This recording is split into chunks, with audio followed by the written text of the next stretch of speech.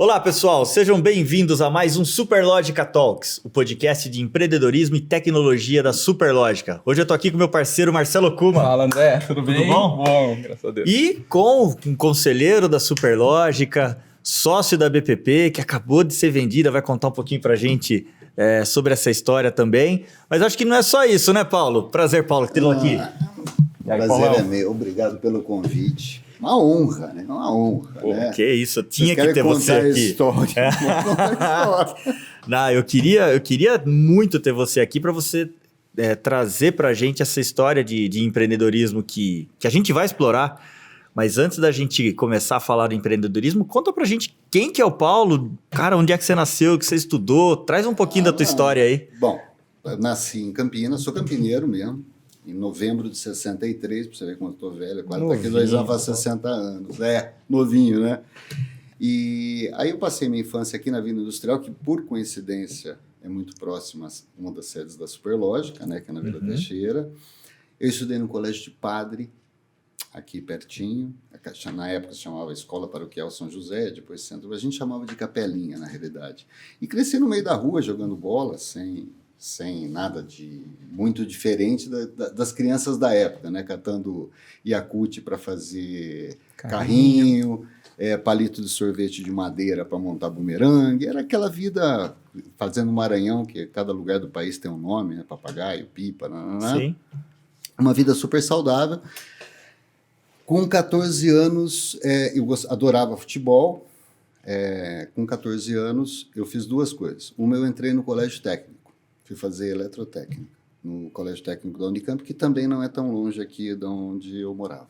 Uhum. E fui para Ponte Preta jogar no Dente de Leite. Você era o quê? Ponta? Não, eu jogava no meio de campo. Meio de campo. Mas como hoje eu tenho 1,80 m, com 14 anos eu tinha 1,78 m. E aí eu passava aquela fase do técnico, olha, você tem que jogar na zaga, tem que jogar no gol, porque eu achava que eu ia ficar com 2 metros. Aliás, era uma coisa que me preocupava muito, porque na época todo mundo baixinho e tal, e aí eu falava, puta vida, será que eu vou ficar com 2 metros? Aquilo era uma preocupação. Afinal, nunca mais cresci, continuo com a mesma altura que eu tinha. Agora eu tô baixando, né? Tá naquela idade. Não, você vai naquela. Não, outro dia eu peguei lá, o cara falou, não, você tá com 79. Eu falei, não é possível, eu tenho 1,80, né? O cara falou, não, é que quando ficar velho vai baixando mesmo, não tem jeito. Aí, mas faz parte. Aí fui lá pro Dente de Leite e jogando bola e estudando no colégio técnico. Passei a minha... Hoje, adolescência, eu não sei, mas hoje as idades se confundiram do que era na minha época. Naquela época, um cara de 15 anos era um adolescente. Aí eu fiz eletrotécnica até a formatura e estava na Ponte Preta. Meu pai tinha sido jogador de futebol, todo mundo... futebol era um mantra lá na coisa. E eu tinha essa vontade, eu queria ser jogador de futebol, que acabei não vindo a ser, né? E eu prestei Unicamp e entrei em estatística, mas eu queria alimentos. Mas eu não queria elétrica, porque você tinha feito elétrica. Não, eu tinha certeza que eu não queria elétrica. Então, como meu pai queria que eu fizesse engenharia, a coisa mais próxima, mais longe de engenharia que o nome podia permitir, ignorância total, né, achar isso, era alimentos. Então, eu fui e prestei estatística. Entrei. Prestei alimentos, entrei em estatística, era a segunda opção. Comecei a fazer Unicamp. Estava fazendo Unicamp, foi indo e prestei de novo. Aí eu entrei em alimentos. Naquela época, hoje não se pode mais fazer isso, você tem que optar. Naquela época podia. Aí eu acabei estava fazendo as 2 faculdades juntos. Fui fazer uma matéria optativa na economia, porque existia isso. Eu fui fazer, acho que era História do Pensamento Econômico. Uhum. Adorei. Falei, pô, meu pai, quero fazer economia. Ele falava, você tá louco? Você vai sair da Unicamp em 1990, você não quer trabalhar, seu vagabundo, não sei o quê. Aí eu falei, tá, você quer fazer, vai fazer na PUC à noite. Eu fui. Aí eu falei, pô, vou fazer na PUC à noite. Então eu fazia de dia alimentos e estatística, e à noite eu fazia economia na PUC. Que bacana. Você se formou nas 3? E a vida seguindo. Foi... E a vida seguindo. Minha esposa fez alimentos ali no Unicamp. Opa! E minha vida seguindo tal. E aí eu fui para... Estava me formando na estatística, faltava um ano de alimentos, faltava um ano de economia, e eu fui fazer estágio na Ródia. Por uns professores que tinham empresas. Na época da estatística eu já estava... Um pouco eu trabalhava, né? Porque tinha aqueles grupos, os professores faziam muitos trabalhos, às vezes comunitários, às vezes por empresas tal, mas... O fato de a gente ia fazer pesquisa em favela, a gente ia fazer, eu ia conhecendo esse universo da pesquisa, ia me apaixonando, inclusive. Eu achava o máximo aquilo, que gerou minha primeira empresa depois, a gente vai falar sobre isso. A gente vai contar. Aí eu falava, nossa, mas é sensacional, né? Esse negócio, fazer pesquisa, você descobre um problema, consegue resolver e tal. Muito bacana. Mas eu estava fazendo estágio na Ródia quando uma professora me ligou. Faz 30 anos que eu não a vejo, adoro ela, foi uma das mentoras da minha vida, Maria Elisa Fini, e ela ligou e falou, você deve estar lá na Ródia se moendo, né? Horário para entrar, horário para sair, não faz seu perfil, tal, não sei o que, e é verdade. Eu não sou detentor daqueles acham que as pessoas têm que ser empreendedoras, têm que ser conservadoras, têm que ser isso, tem que ser aquilo, acho que cada um tem que se adaptar ao que gosta de fazer, o que quer fazer. Como já dizia, você faz bem quando você gosta do que você faz. Então, realmente, ela falou, tem uma entrevista para você na IPTV. Eu acho que é tua cara. Aí eu fui lá falar com o diretor. Eu acho que ela já tinha encomendado, porque o cara falou 2 minutos comigo e falou, tá bom, começa semana que vem. Aí, assim eu comecei a dar aula também, tá? Olha. Aí eu peguei, foi lá, aí eu tinha que sair da Ródia, eu pedi até, falar, não posso sair, né? Uma questão ética, eu tenho que acabar o trabalho lá. Acabei o trabalho e fui parar no marketing da IPTV, onde tal, mas eu sempre... Se eu fosse me definir, se eu tivesse que escrever um livro sobre como eu penso, seria a vida de um curioso. Boa. Boa. Então, eu gosto de ver o que as pessoas fazem. Tudo. Eu gosto de... não interessa o que você faça, eu quero me meter para saber. Até a página 3, porque também tem o seguinte.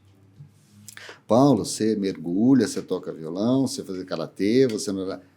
O que você... Nata. Pato. Pato. Vira pato. Eu nunca quis... você não quis disputar o campeonato de karatê? Não. Você não queria ser um puxa-violinista? Eu queria tocar violão. Toco um péssimo até hoje. Mas eu queria conhecer as coisas. Curiosidade. A curiosidade. Quando chegava no curso de mergulho, eu estou mergulhando, agora tenho Dive Master. Não. Né? Eu nunca fui numa viagem, fiz viagem repetida, não gosto de 2 vezes no mesmo lugar. No fundo, eu não gosto de rotina. Uhum. Não tem as pessoas que falam, eu vou para lá porque lá eu conheço. Não, se eu conheço, não tem mais graça. Boa. Então, era como eu me comportava, e aí acabei indo lá na IPTV, me mandava. O meu chefe era muito forte dentro da IPTV. No final, como é a TV hoje no mundo, no mundo não, principalmente no Brasil, aquela formação Globo que você tem os canais SAT, você tem os canais o Multishow, o GNT, a Globo News, Sport TV e tal. Uhum. Ele me desenhou isso em 1987, 88. Uau. O cara sabia como a TV ia ser em 2020. Olha, do que nós estamos falando, né? Inclusive, era um cara que ele se formou aos 40 anos. Olha. Ele fazia uma outra coisa, foi fazer faculdade, aquelas histórias de cara que vai fazer faculdade e tal. Bom, enfim, o Chico me ensinou, acabei indo para São Paulo, teve algumas incursões no Rio de Janeiro e tal, só que o Chico pedia para eu dar aula para ele, porque ele era professor da PUC. E aí, de vez em quando, ele passava e falava assim, eu tenho que ir para São Paulo, você não quer dar aula para mim? Aula do quê? Você vai lá, você sabe falar. Aí eu ia lá tal. Depois eu dei umas 2, 3 aulas para o Chico. Gostou. Eu e um amigo. Não, eu estava numa festa e um professor de geografia do Objetivo, o Marcão, que eu conheço até hoje, virou para mim e falou assim, me conhecendo assim, estava ali batendo papo. Marcão, o que você faz? Dá aula? Eu trabalho na TV. Tá? Você nunca pensou em dar aula? Não, eu dei umas aulas para o Chico. Não, eu digo aula mesmo, de curso. Aula, né? Naquela época, cursinho tinha 300 alunos. Né? Uhum. Você vai dar aula, tal. Falei, Sabe aquele papo assim, passa lá em casa depois, o cara vai embora? Eu falei, não, tá bom, não, se arrumar eu dou. Essa festa foi num sábado. Na terça ele me ligou. Você tem uma aula teste em Mogi Mirim na sexta-feira. Falei, como é? Aula teste do quê? Você não falou que você queria dar aula? Arrumei para você. Como é que você arrumou meu telefone? Aquela época não tinha celular. Aliás, como disse outro dia, não sei quem falou isso, não foi num programa, não lembro o que era um reprise. Acredite. Ah, não. Foi o historiador da Unicamp, o filósofo da Unicamp. Nossa, esqueci o nome dele, Karnal. Acredite, o mundo já não teve celular, tá? Existia o mundo pré-celular. E aí o Marcão me ligou, falou, ó, vai ter aula lá, e sexta-feira eu tava... Falei, Chico, o cara me convidou para fazer um teste de aula. Ah, você vai fazer um teste de aula? Eu posso ir? Porque se eu tiver que dar aula... Ele falou, a IPTV tinha essa mobilidade, essa vantagem. Pelo amor de Deus, se alguém da IPTV me leva a mal. Aí eu falei assim, tá bom.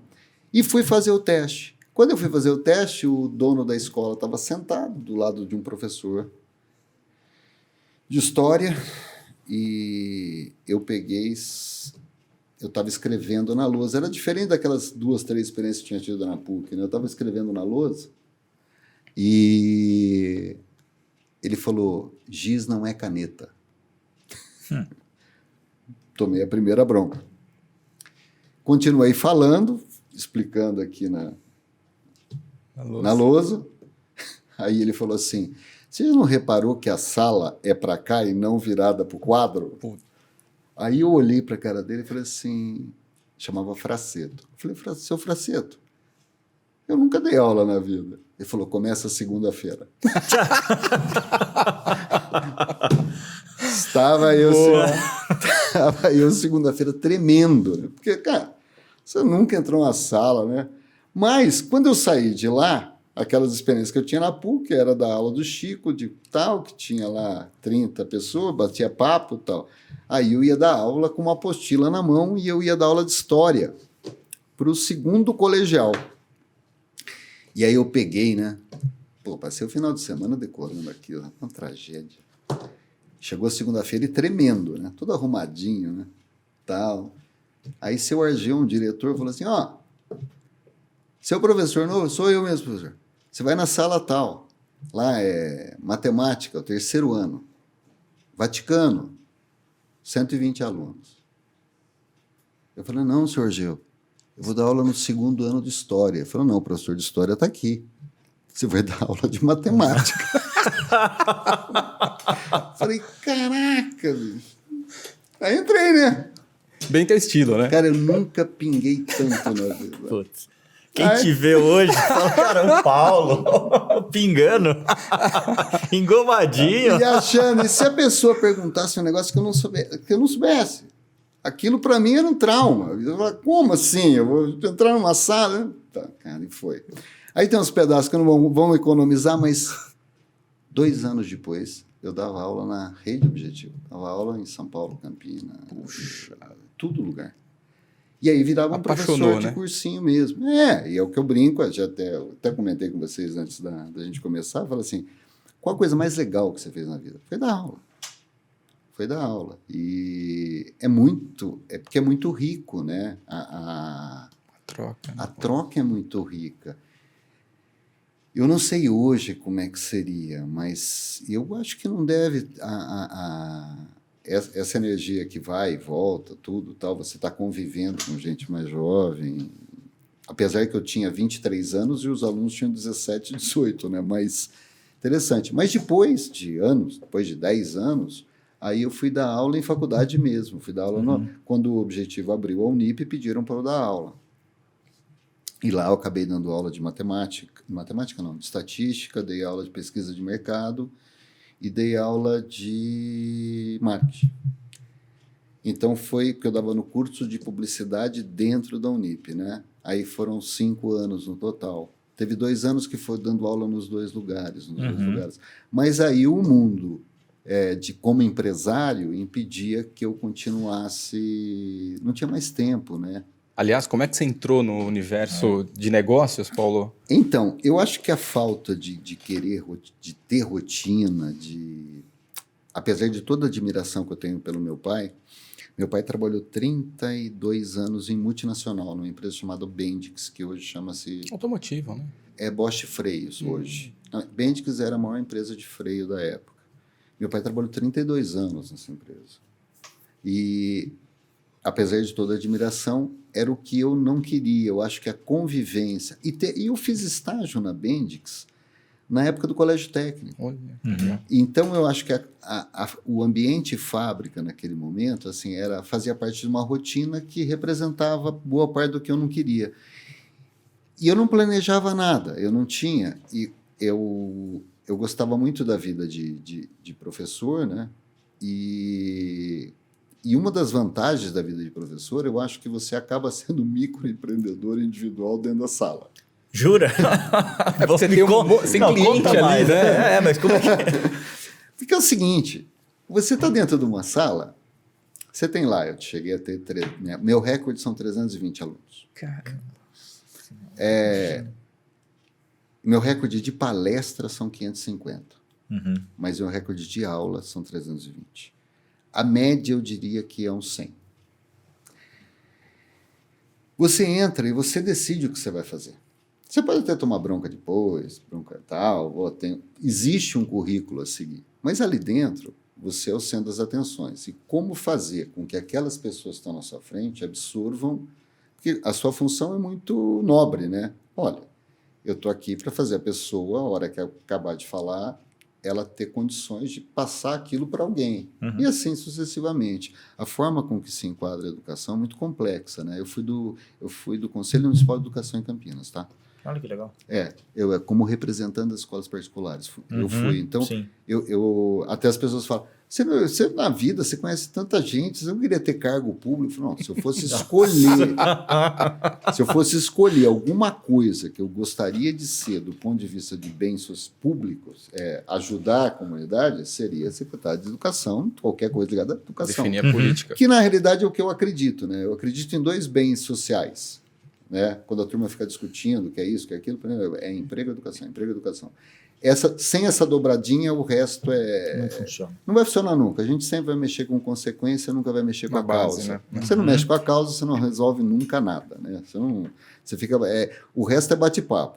A turma, mas isso demora muito, às vezes demora 20, 30 anos. Eu falei, o problema é que é o seguinte, eu tinha 30 anos atrás, a gente falava a mesma coisa. Se não começar... A gente já estaria lá, né? Exato. Bom, aí, nesse período de aula e tal, o que aconteceu? Eu tinha uns amigos que tinham feito informática na Unicamp. Aí o Maurício, o Ricardo, vamos montar uma empresa. A empresa chamava Campo com K. Campo Informática e Estatística. Sucesso absoluto, foi a falência, inclusive. Depois... Meu pai deu um computador, tal. Meu pai não era rico, não, mas se matava. Meu pai comprou um computador, alugamos um lugar, já tinha aquele esquema de empresário, entendeu? E começamos a gente tinha clientes de informática e começou a ter muito cliente de pesquisa. Caramba. E começamos a fazer pesquisa e eu, num determinado momento, uns 8 meses depois, eu achava que ia dar certo. Né? E me recordo, a pesquisa mais brilhante que eu fiz foi a pesquisa de uma pipoca. Assim, Vamos lá.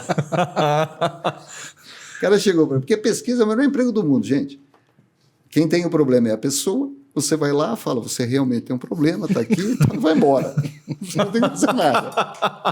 Não, eu tinha o melhor negócio do mundo, não tinha notado. Eu não tinha percebido. Mas esse da pipoca, o rapaz me contratou porque ele queria descobrir por que na cidade de Santa Bárbara do Oeste vendia tanta pipoca salgada. E em Piracicaba só vendia doce. E aí ele me contratou porque se ele descobrisse por que em Santa Bárbara vendia tanta pipoca salgada, ele ia ficar bilionário, porque ele estava entrando em São Paulo. Ele tinha que descobrir o porquê que era aquilo. No primeiro dia, os pesquisadores, não fui eu, voltaram e falaram, a gente já descobriu. Falei, que foi? Eles carregam as combis, primeiro eles põem a doce, depois salgada. Quando o cara vai entregar, só tem Salgado. Observação, né, cara? E eu, com a mania exagerada, sempre ser muito ético, eu falei, cara, desculpa, não dá nem pra te cobrar. Ó, Inverte a ordem que muda tudo. os caras são vagabundos, a Kombi só tem porta de um lado. Se tivesse dos dois... aí, pesquisa de campo. Essa foi a pesquisa de campo. Mas aí eu me meti numa roubada que foi fazer pesquisa para político. E moleque tem um problema, né? Ele acredita em tudo, né, cara? Moleque é. Aí... É até bonito de ver. É bonito, Inocência, né? né? Inocência. Não, porque eu conheci o cara. Tá. Meu pai mais velho tal, falou assim, você fez pesquisa para político? E já recebeu? Não. Então me fala o prejuízo. É verdade. Não recebi. 7 políticos.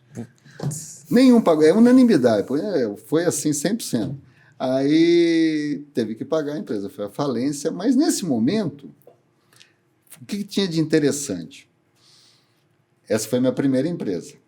A segunda, que foi a CI Intercâmbio, na época se chamava Central de Intercâmbio. CI-Central de Intercâmbio. Hoje é conhecida como CI.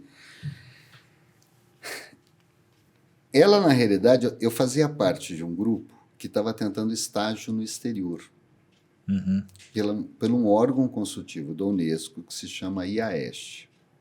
Esse órgão consultivo, o que ele serve? Ele servia para... É como se ele desse Uma veracidade, regulamentasse o visto, tudo, para que a pessoa pudesse fazer um estágio no exterior. E eu tinha entrado nisso, tentando uma vaga na minha época de Unicamp. Tinha ganho ponto, tal, falei, eu quero ir embora do Brasil, fazer estágio fora. Eu sempre gostei de viajar. Já com essa idade, meu pai eu tinha viajado o Brasil inteiro, conheci aqui a América do Sul inteira, tal. Hoje, sem metidez, eu conheço 62 países. Que legal, pô. Por causa do tipo de trabalho que eu exercia, né? E naquele momento, eu tentando vaga de estágio, tal, e a pessoa que cuidava disso, no Brasil, Celso e o Vitor, falou, a gente vai abrir uma empresa de intercâmbio, você não quer ajudar? E aí eu fui ajudá-los, na realidade. Por que eu fui ajudá-los? Porque se entendia que se eu ainda fazia parte do universo Unicamp, era um ponto que a gente podia e começou a trabalhar. E aí nós começamos a CI, logo depois eu peguei o estágio, que foi cancelado na França, descobri lá na França. Descobri o que era a palavra fermé em francês. Por causa disso, cheguei lá, estava fechada a empresa. Fechado. Aí fiquei rodando, fiquei rodando de mochileiro na Europa, fui parar em Londres. Só que eu já dava aula. Lembra que eu dava aula? Isso nunca parou.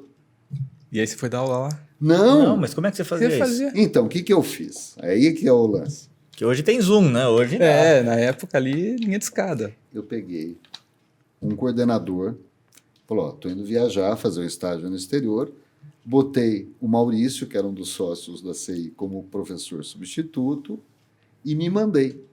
Fui embora. Hoje seria impossível fazer isso, do jeito que é as corporações, tá? Eu estava lá em Londres, tocou o telefone, era o Paulão, que morreu, um grande amigo que morreu, falou assim, o negócio é o seguinte, cara, eu estava numa reunião com o dono do Objetivo, um dos donos do Objetivo de Campinas, e ele falou o seguinte, um outro professor que chamava Paulo pediu demissão em outubro. Como assim? Ele foi montar uma granja, tal, não sei o quê. Eu falei assim, porra. Aí o Salles me perguntou, chama o Paulo Renato cobre. Aí eu tive que contar que o Paulo Renato não estava.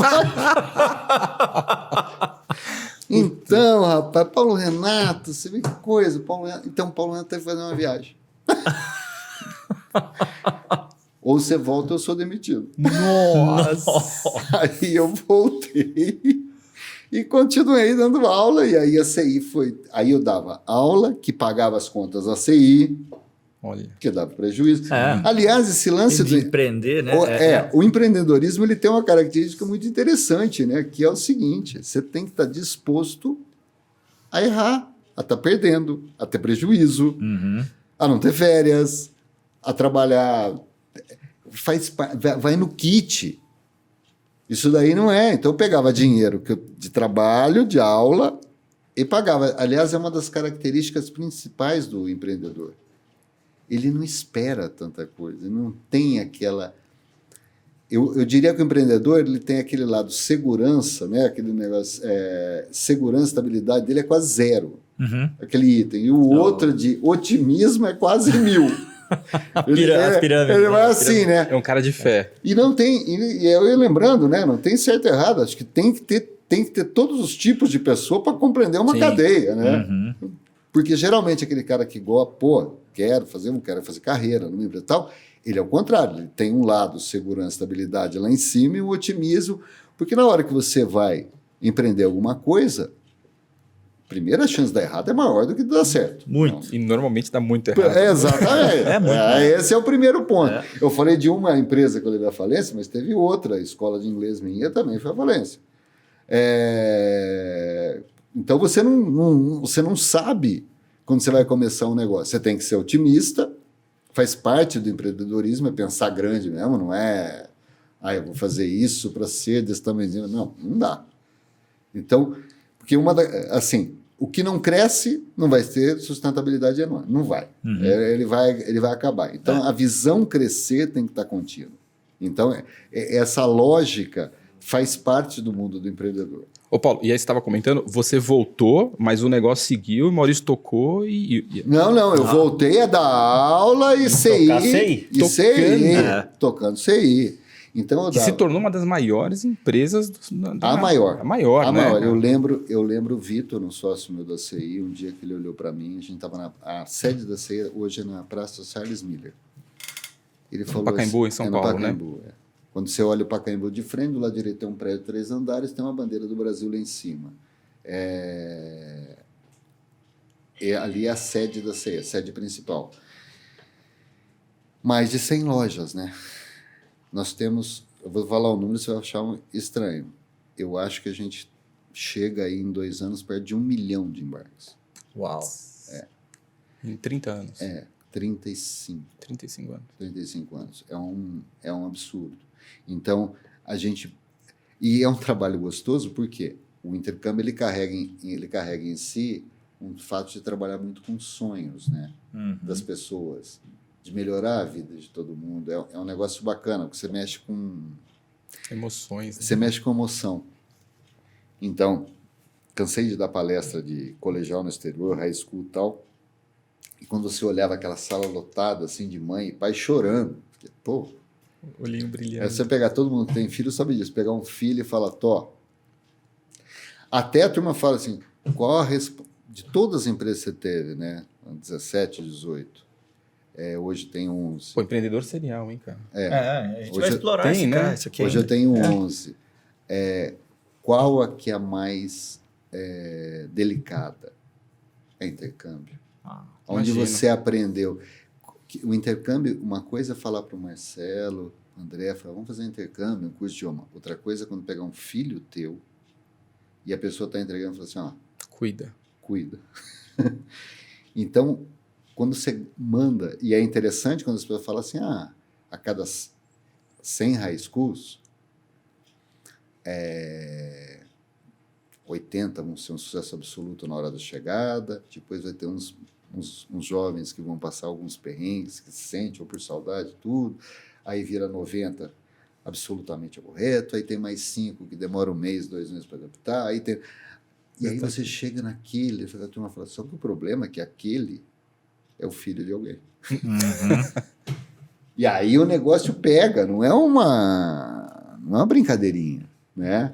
Quando você fala de problema, alguém que está a 15 mil quilômetros de distância, que é o teu filho, você está falando uma coisa muito séria. Então, esse cuidado com o cliente, a forma de enxergar o cliente sempre foi muito...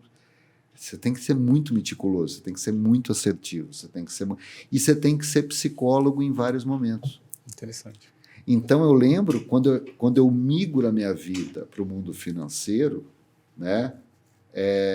Quando a turma falava assim, Ai, mas eu tava com um super problema. O Visa Travel que não carrega, a pessoa vai. Eu falei assim, você não sabe o que é problema, né? A gente vai chegar aí nessa... vai chegar. chegar. Porque dentro da CI eu acabei passando por fases. Que tipo de fase? Em um dia, nós se juntamos à Jovem Pan. Né? Que é um negócio meio esotérico, assim. Por Sim. quê? Fui parar lá por causa de carteira do estudante. Então, tem uma carteira do estudante, o dono da Jovem Pan falou, você tem um projeto assim, a gente se empolgou com aquele projeto e 2 meses depois tinha 150 funcionários distribuindo carteirinha, era uma loucura. Você que estruturou o negócio? A gente estruturou junto com a PAN e tal. E nesse momento eu acabei pegando muita amizade com... E o Pânico tava no auge. Bombando, né? Bombando e tal. E acabei pegando muita amizade com o Emílio, com o Bola, com todo mundo que fazia parte do programa. Hoje ainda tenho muito contato, às vezes, de vez em quando converso com o Bola, Carioca e tal. Gente de garbo e elegância, muito bacanas, realmente. E o Emílio um dia virou para mim, isso no meio do negócio, e faltava gente, faz isso, faz aquilo, e eu comecei a usar o Pânico como patrocinador da CI. Uhum. Né? Não, contrário, a CI A CI ajudando patrocinando a o Pânico. Mas como você tinha acesso direto aos caras, então a gente tinha um certo privilégio, trocava, fazia muita permuta. Então o Pânico tinha que fazer matéria internacional. Naquele momento comecei a escrever matéria internacional. Olha, que legal. Que tinha a ver com o que a gente estava fazendo, tal, que era de fato para divulgar a CI. Nesse inteirinho, o Emílio, um dia numa sala desse tamanho aqui, olhou para minha cara. Pô, ia ser legal se o Emílio dissesse. Sentado num puff, Paulo, precisamos fazer uma viagem, cara. Vamos gravar vídeo, fazer um negócio. Falei, Emílio, mas fazer aonde isso? Fazer, cara, num navio. Só se fez num navio, mas não conheço navio, cara. Nunca entrei em navio na vida. Roberto Carlos sabe fazer navio. Aí eu falei assim, porra. Aí, eu não vi. Mas ele não falou nada. Não falou nada. Subi para o meu escritório, de repente, rapaz, estava lá no Vírgula. Vírgula era um site jovem, não sei se vocês lembram. Opa. E eu estava lá conversando, Paulo, é para você descer para o programa. Eu falei, o Emílio quer falar com você. Eu desci, estava no ar, tinha lá, do lado de fora, estava no ar. Aí eu falei, não, o Emílio me chamou, mas está no ar, depois eu volto. Não, ele quer que você entre. Putz. Mas era uma coisa muito rara, entrar alguém quando o programa estava no ar não era normal. Eu entrei e tinha um lugar na frente dele, rapaz. A hora que eu sentei, ele olhou para minha cara e começou naquele microfone que devia ter uns 500 mil ouvintes por minuto na época. Nossa! Era o Brasil inteiro, bombava mesmo. Os mais jovens não vão saber. Ele bombava, mas bombava de um jeito... É absurdo. Na época, ele foi capa de Veja. Como é que esses caras estão conseguindo? Ele teve 13 pontos na TV um dia, de média. Chegou a um pico de 20. Ele era um... Bom, enfim, ele olhou para minha cara e falou, vocês não sabem quem está comigo. O capitão do Pânico no navio.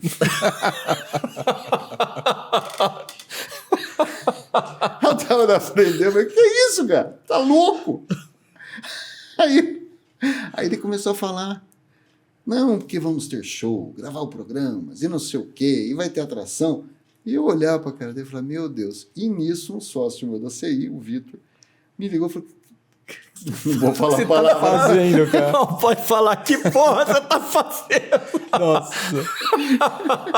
Que é isso? Deve ser 60 pessoas que estão tentando reservar o navio. Aí eu falei assim, pô, rapaz, você é bom, hein? Porque o empreendedor é otimista. Então. É otimista. Se tem um problema, né, tem um negócio. É um negócio, né? Caramba, os caras... Eu falei que intercâmbio é difícil de vender agora. Navio do Pânico é fácil. Aí eu falei, pô, quando desligou tudo, eu falei, pô, Emília, como é que você faz isso? Não, vamos fazer, cara, vamos fazer. Pô, o Vitor falou que ligar, como é que eu vou fazer? Ele falou, ótimo. Já até tem venda. Vamos lá. Cheguei na CEI e não sabia nada de navio, cara. Nunca tinha entrado no navio na vida. Nunca. Barquinho no massa, voadeira, entendeu? Falei, caramba, não dá. Aí eu peguei e falei assim, bom, Vitor, quem é que mexe com o navio? O cara falou, Nascimento, o filho do Eduardo Nascimento, ele freta navio. Island Cruise chamava. Aí eu liguei no Nascimento, falei assim, o Dado, ele chamava Dado. O pai era Eduardo, ele era o Dado. O Dado está? Está. Quem que gosta de falar? Eu desliguei o telefone, peguei o carro, fui lá. Falei, você não dá pra falar isso no telefone, eu quero falar que você é louco. Né? Ele achou que era louco. Imagino. Aí eu cheguei lá, tal, subi, eu falei, olha, eu queria falar com o Dado, fala que é o Paulo, ele não me conhece, eu sou um dos sócios da CI, e eu preciso muito falar para ele, é um caso de vida ou morte. Putz. O cara me atendeu. O cara atendeu, chamou um diretor dele, que hoje é um cara famoso de navio no mundo. Sentamos e tal, e eu contei a mesma história que eu estou contando aqui. Falei, olha, aconteceu isso, isso. Ele falou assim, sou sócio. Pô. Aí o navio ficou um terço da CI, um terço do Nascimento, Island Cruise e um terço da Jovem Pan. Voltei para a Jovem Pan. Aí eu falei, Emílio, tá. Aí Fechado. contei a história ao contrário. Né? Aí no dia seguinte começamos a anunciar, tal, deu overbook, 400 pessoas, deu pau no sistema, pensei que ia ser preso. Aí tem a história do seguro, né? Que... O capitão do navio falou, porque como a gente teve que ocupar a parte de cabine e tal, não sei o que não... Falou, a gente vai perder o seguro, você tem que assinar esse seguro aqui. Um seguro de $700 milhões, o que me deixou muito tranquilo para assinar, porque também não ia dar para pagar nunca, né? Não dá para pagar, né? O cara tem que me matar, né? Mas deu tudo certo, fizemos show. Não, gente, nos 3 anos de edição... 3 edições? Nós fizemos 10 shows lá, mas eu vou falar, nós fizemos Capital Inicial, Skank, J Quest, Amigos HP, o negócio era... Alto nível, hein? Alto nível, não era... Pô, subíamos 6, 7 toneladas de equipamento por navio. Nossa. No 3º ano, esse mesmo capitão falou para mim, cara, você é um dos caras que mais conhece navio no país. Porque você fica... É o curioso. A gente Então, esse é um detalhe importante, né? Eu não mandava fazer. Eu queria ir lá ver. Boa. Eu queria ver, eu queria aprender, eu queria saber como é que subia e tal, e dei muita sorte. Eu tenho comigo o seguinte, eu tenho muito amigo competente, conheço muita gente competente, que naquela seleção acaba um se desponta, um dá uma sorte nisso, naquilo e tal. Então, eu acho que o componente sorte dentro do empreendedorismo, ele tem um detalhe que acontece, você vai precisar de sorte também. Não adianta só ser competente, não adianta... Você pode fazer o planejamento. Eu não estou aqui contra planejamento, hein, pelo amor de Deus. Mas você pode fazer o planejamento que você quiser, você pode fazer o que você quiser, que se você não tiver um pouquinho de sorte naquele momento, e eu posso falar, eu já falei de 2 empresas aqui minhas que deram na água, eu acho que a tentativa e erro também. Eu vi isso uma vez, o André Sanches, que era presidente do Corinthians, perderam para o Tolima, ele falou assim, não, olha, gente, a gente um dia vai ganhar, mas para ganhar precisa participar um monte de vezes. É uma característica eu lembro um dia do meu vô, italiano, quando eu cheguei em casa, estava chorando, né, moleque, eu perdi o pênalti. Por que você está chorando? Porque perdeu o pênalti. Mas está chorando por quê? Quem que bate o pênalti? Eu falei, eu que bati a pênalti. Não, o Juvenil da Ponte. Eu? Não, você está chorando por quê? Alguém pegou a bola para bater? Não, eu que bato. Então você vai errar. Aliás, você vai errar muitas vezes na vida. Essa noção de que você vai errar o pênalti muitas vezes, mas porque você tem que pegar a bola e bater, alguém tem que ir lá bater, certo? Não tem... só erra quem está fazendo. Você não tem... Bacana essa lição. Não tem, teu avô, hein? não tem outro jeito de você fazer coisas. Está preparado para errar. Se você não está preparado, aí você vai virar um depressivo, né? Sabe aquele cara? Tal. Se você pensar bem, a Rede Globo de televisão, que se tornou a 4ª empresa de comunicação do mundo, maior empresa de comunicação do hemisfério sul do planeta, o Roberto Marinho tinha 59 anos. Ele era um ano mais velho do que eu sou hoje. E já tinha levado um monte de empresa à falência, tá? Então, o negócio é o seguinte. esse conceito de que a pessoa... Do mesmo jeito que eu, aí, do ponto de vista pessoal, eu sou muito refratário a essa história o cara, um ídolo, gênio, cara, sorte e tal. O nego tem que ser bom. Sim. É muito pouca gente que não é boa que dá sorte. Né? Geralmente, o Marcos Chalda sempre fala isso para mim. Ele fala assim, quanto mais a gente trabalha, mais sorte a gente tem, né? Também tem que trabalhar pra caramba, tem que gostar do que faz, tem que trabalhar, tem que ter sorte, tem que ser competente. A hora que você junta essas 4 coisas, a chance de dar errado vai diminuindo, até acabar. Coincidentemente, eu estava vindo para cá e eu estava ligado na rádio, e a rádio estava comentando sobre projeções, que agora estão falando da projeção, e as pessoas erram. E às vezes gênios, entre aspas, tal. O Bill Gates é um gênio. Não, gênio. Gênio é um negócio meio complexo. Um cara muito inteligente, claramente, montou um império, uma empresa, teve o porquê montar, como montou, tudo mais. Bill Gates, em 97, falou que a internet não ia ser nada. Isso daí não vai dar certo nunca. Se for, vai ser um negócio minúsculo. Ele é um burro? Lógico que não, pô. Agora todo mundo tem que acertar sempre. O cara erra. Por que ele erra? Porque ele tem que dar entrevista. Só que depois que ele erra, ele acelera para corrigir, né? E outra coisa, ele erra porque ele tem que dar opinião, porque a opinião dele é válida.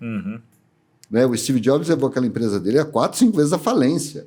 Mas depois, um gênio. Não é, cara. É cara bom, com sorte, pegou uma vertente certa, o mercado foi para aquele caminho. Eu não tenho muito esse lado que as pessoas são geniais. Lado romântico. Eu não tenho esse lado romântico e tal. Não tem muito esse... Eu acho que as pessoas que se dão bem com isso, elas vão fazendo isso. Mas, Paulo, tem um componente também na tua história aí que, assim, é uma rede de relacionamento muito bacana que você nutriu bastante, né? E eu acho que também é outro componente de sucesso, né? Na tua trajetória, né?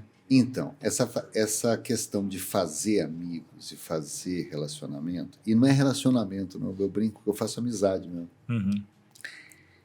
É muito raro eu ter alguma coisa que eu não sei com quem conversar.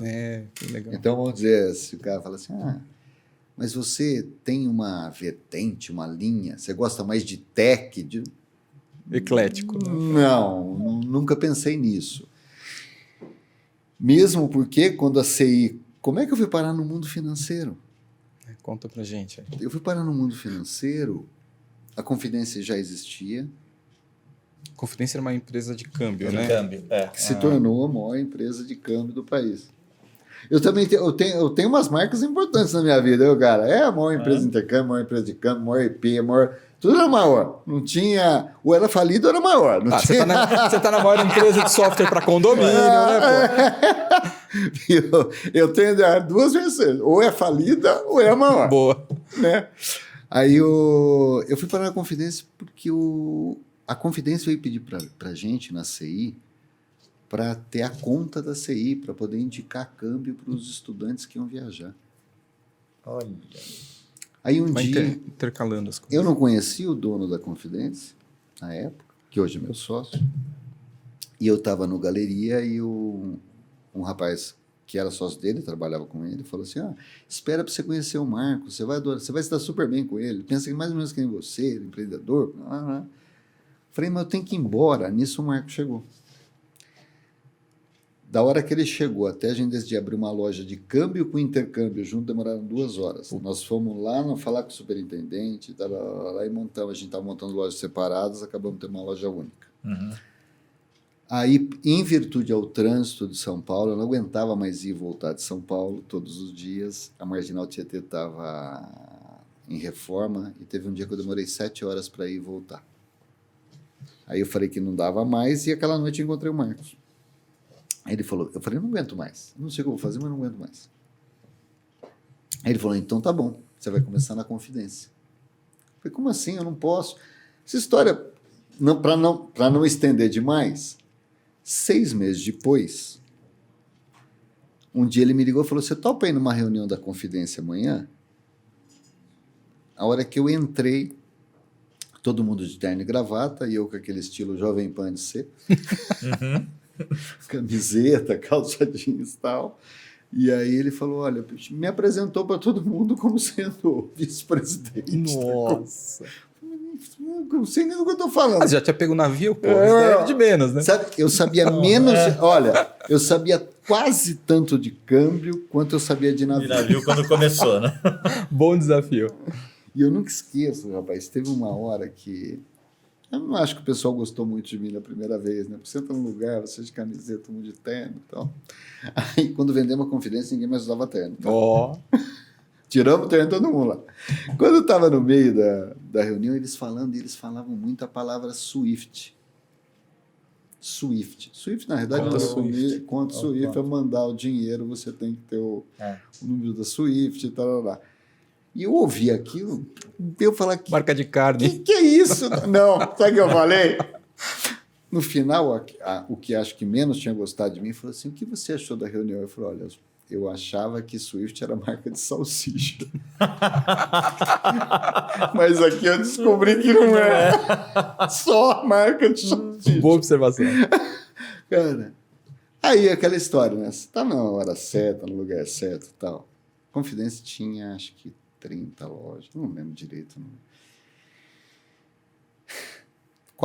3, 4 anos depois, nós vendemos com um banco de câmbio, 136 lojas, 17% do mercado de turismo, de câmbio turismo brasileiro, uma administradora de cartões, isso em 4 anos. Caramba. Então, saiu de 300 para 1.100 funcionários, Então, você tem existe uma... Aquela hora, você está ali, né? Pô, Mas, de novo, gente competente, muita sorte, o que o mercado estava indo.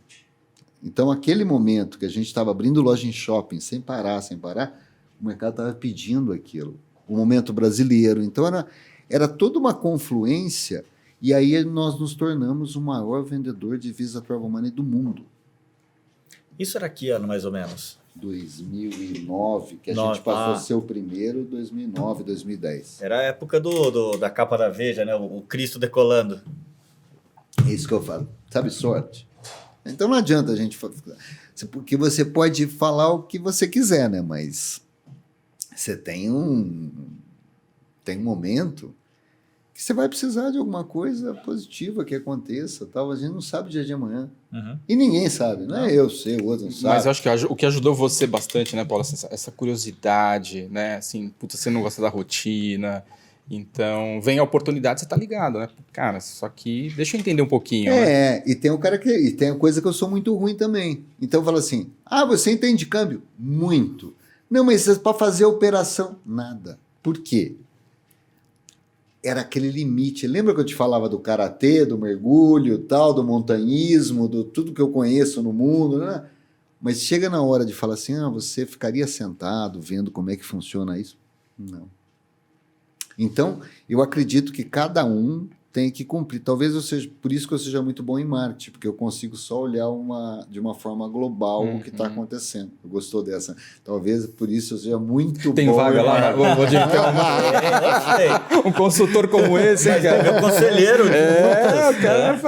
Porque eu olho muito as coisas de fora. Eu não sou muito preso a detalhes, até nem em casa. Então, essa lógica de ver as coisas de uma maneira macro, isso acho que é um estilo, um jeito de ser, que para um empreendedor acho que é muito importante. Eu sou o anti-engenheiro.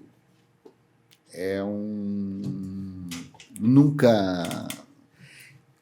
Vamos falar diferente? Trabalho manual. Eu não consigo. Não consigo, e não é por falta de tentativa. Eu tinha um dos avós que ficava em Itápolis, que minha família... A parte da minha mãe é de Itápolis, uma cidade do interior, depois de Araraquara. Conheço Araraquara.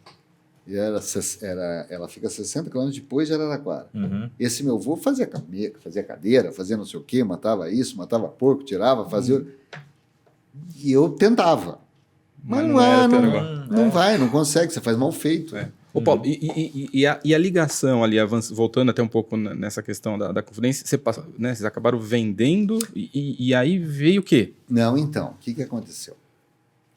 Quando nós vendemos a Confidência, para TravelX. TravelX era uma confidência em 26 países. Ela veio e comprou o Brasil. A Visa me chamou e falou, vocês venderam a confidência? Venderam. Mas vocês são o maior vendedor de Visa do Arvomando do mundo. Vocês não querem continuar? Eu falei, não posso continuar, tenho no compete de câmbio. Aí, olha o documento, mas eu não tenho no compete de trabalhar com outras corretoras, de fazer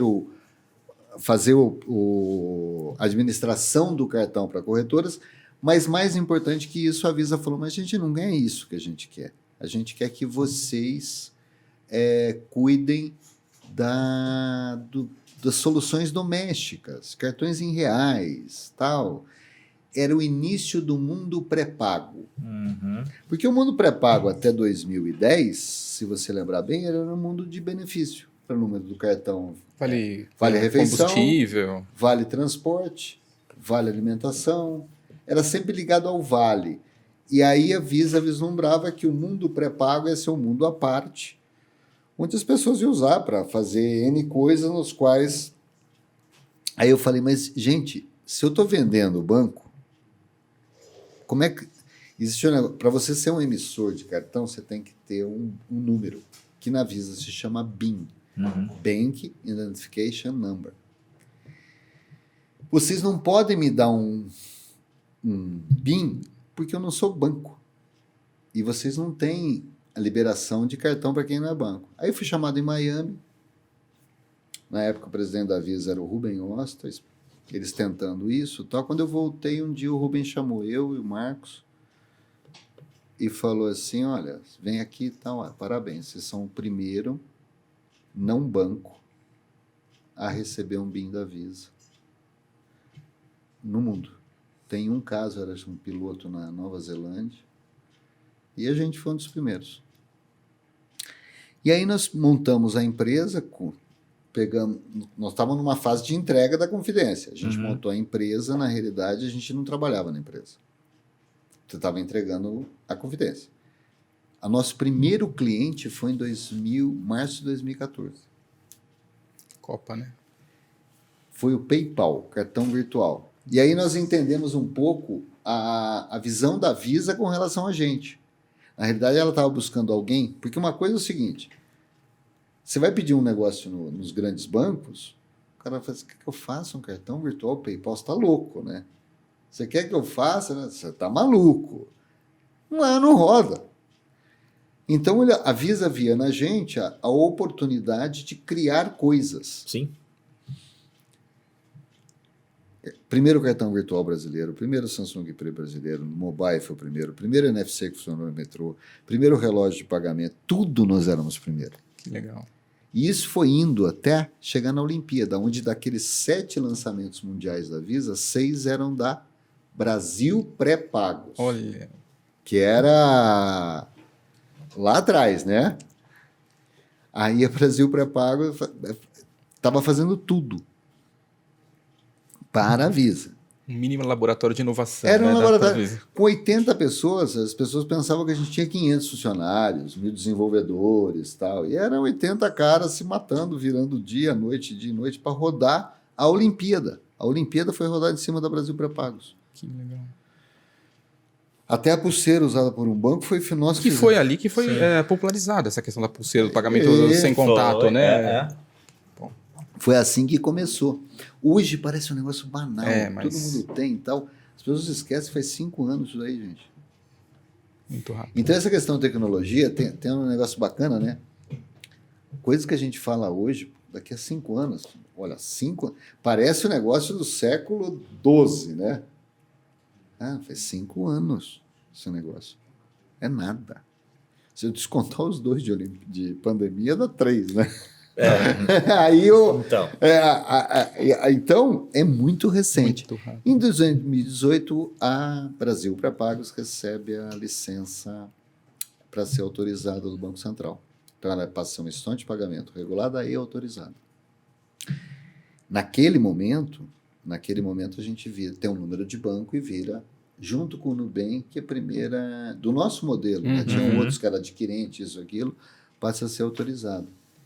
Então muda também a nossa vida até a gente vender a BPP nos dias de hoje. E a partir disso é que teve a primeira conversa com a Superlógica em relação ao PJ Bank? Superlógica foi assim, um dia, o TK, que é o proprietário da Matera, falou para mim assim, tem um rapaz que eu estou conversando, chama Carlos, e, pô, eu queria que vocês se conhecessem e tal. E a BPP tinha um escritório aqui em Campinas,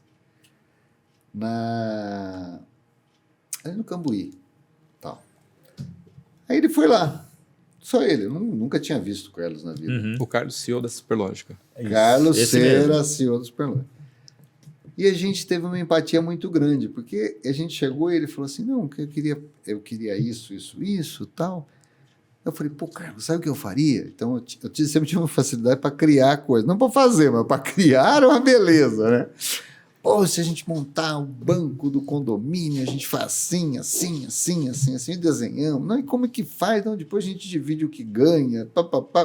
A conversa foi nesse sentido. E aí saiu de lá e ele tinha uma proposta parecida com essa de um outro concorrente nosso. Mas aí a gente foi conversando, eu falei com o Marcos, pô, tal, e aí fomos se aproximando de uma tal maneira que aí ele falou, pô, e se a gente tiver uma participação na Superlógica? Eu acho, aí precisa confirmar com o Carlos, tá? Ele achou o primeiro e-mail que nós trocamos outro dia. Eu acho que esse ano é 2017. Tá? E aí nós estamos juntos, 18, 19, 20, 21, estamos indo para 22. Eu acho que eu vou te corrigir que é para ser 16. Final de 16, depois da Olimpíada. Provável. Foi isso. E não, você está certo, André. Você está certo, foi isso mesmo. Que legal. Só que a gente acertou que a gente ia estar junto em 17, não foi? Provável, isso. Foi um negócio assim. Tava junto, mas já se considerava. Isso, né? daquilo que a gente falou em 2016, quando eu falei com ele a primeira vez, até hoje, o completo a gente não fez, mesmo porque... Você lembra quando eu falei que tudo muda muito rápido? A Superlógica, pô, do que se imaginava para o que ela eu vou falar assim, eu nem teria capacidade, nem era também, porque esse negócio de condomínio, eu vou contar a verdade para vocês, eu entendia igualzinho do câmbio o dia que eu fui lá. Câmbio de navio e condomínio. Navio, câmbio, condomínio. Calma. O que eu vejo na Superlógica é que ela, de quando conversamos lá em 2016 para hoje, é um outro negócio. É muito acima do que eu podia imaginar e ter nível para conversar. Mas com certeza vocês devem ter contribuído muito, né, nessa elaboração e, enfim, nessa parte financeira, né? O que eu acho a gente tem. Primeiro, a gente tinha uma coisa muito grande que é a experiência. Né? Você não compra experiência. Nós tínhamos vendido uma empresa enorme. A gente fazia parte, missão de pagamento autorizada. Então, tudo que vem por trás disso, os anos que você vai apanhando, e também, lembrando que, né, boa parte do aprendizado vem do apanhar. Claro. Apanha, apanha. Aquele que você nunca esquece. Exatamente. Principalmente vem aí daí. Você começa a errar menos, né? Aliás, eu acho assim, né? Como é que fala? O legal de errar é não repetir aquele erro de novo, né? Então, isso é o que eu sinto hoje, assim. O que a gente mais agregou para a Superlógica foi experiência. Foi complemento de ideias. E é complemento, não é a mãe da ideia. Que, na realidade, como você faz parte, aí até no caso pessoal, eu tenho uma experiência em várias áreas, quando você está falando um negócio, eu naturalmente estou pensando numa coisa que, por tudo que eu passei na vida... A gente aqui não teve experiência, né? Veio a reboque. Então, você consegue falar algumas coisas que não estavam incluídas naquele contexto número 1. Faz pensar, né? Faz pensar tal. E como conselheiro de empresa, qual é a diferença de ser conselheiro? Hoje eu sou conselheiro de 4 empresas, né? Qual a diferença de ser conselheiro e ser executivo? É muito grande. Conselheiro é uma barbada. Depois que você já ralou, né? Vou anotar essa. Não, assim, né? Como que ninguém viu que o copo não podia estar aqui, tá aqui? É fácil pra caramba. Você olha de cima. Eu dou risada por dentro porque eu sei que não é fácil tirar o copo daqui e por aqui. Né? Aquele cara que só foi conselheiro, ele realmente acha que aquilo é um absurdo. Ele acredita que é um absurdo. Só que conselheiro é isso, né? O cara, óbvio que o cara fala, olha, eu acho que a água devia estar ali, mas se ele tiver bom senso, ele sabe que valorizar no o que... dia a dia... Não... Você mexe com gente. Que empresa é uma abstração, né? Você pega os superlotes, tem 1.000 pessoas, cara. Mexer com gente e fazer com que todo mundo reme para um lugar comum e em alguns momentos você vai ter que pegar coisas e vai falar assim, gente, cuidado com isso, cuidado com aquilo, vai dar errado aqui, isso vai lá. Então, para tirar daqui e botar aqui, tem um caminho. E esse caminho demora. Para um conselheiro puro, eu tenho amigos que são conselheiros, que foram conselheiros a vida inteira. Não, como é que o cara não... Gente, a vida não é assim, meu. Né? Vai trabalhar para ver como é que é. Pois é. Vai ver como é que a vida é. Então, eu acho que o que a gente consegue agregar na Superlógica, primeiro que é um... Como é que eu vou dizer? O ambiente é tão saudável aqui, do ponto de vista de pessoas. E ser saudável do ponto de vista de pessoa não é que ninguém fica bravo, ninguém não sei o que e tal. Saudável do ponto de vista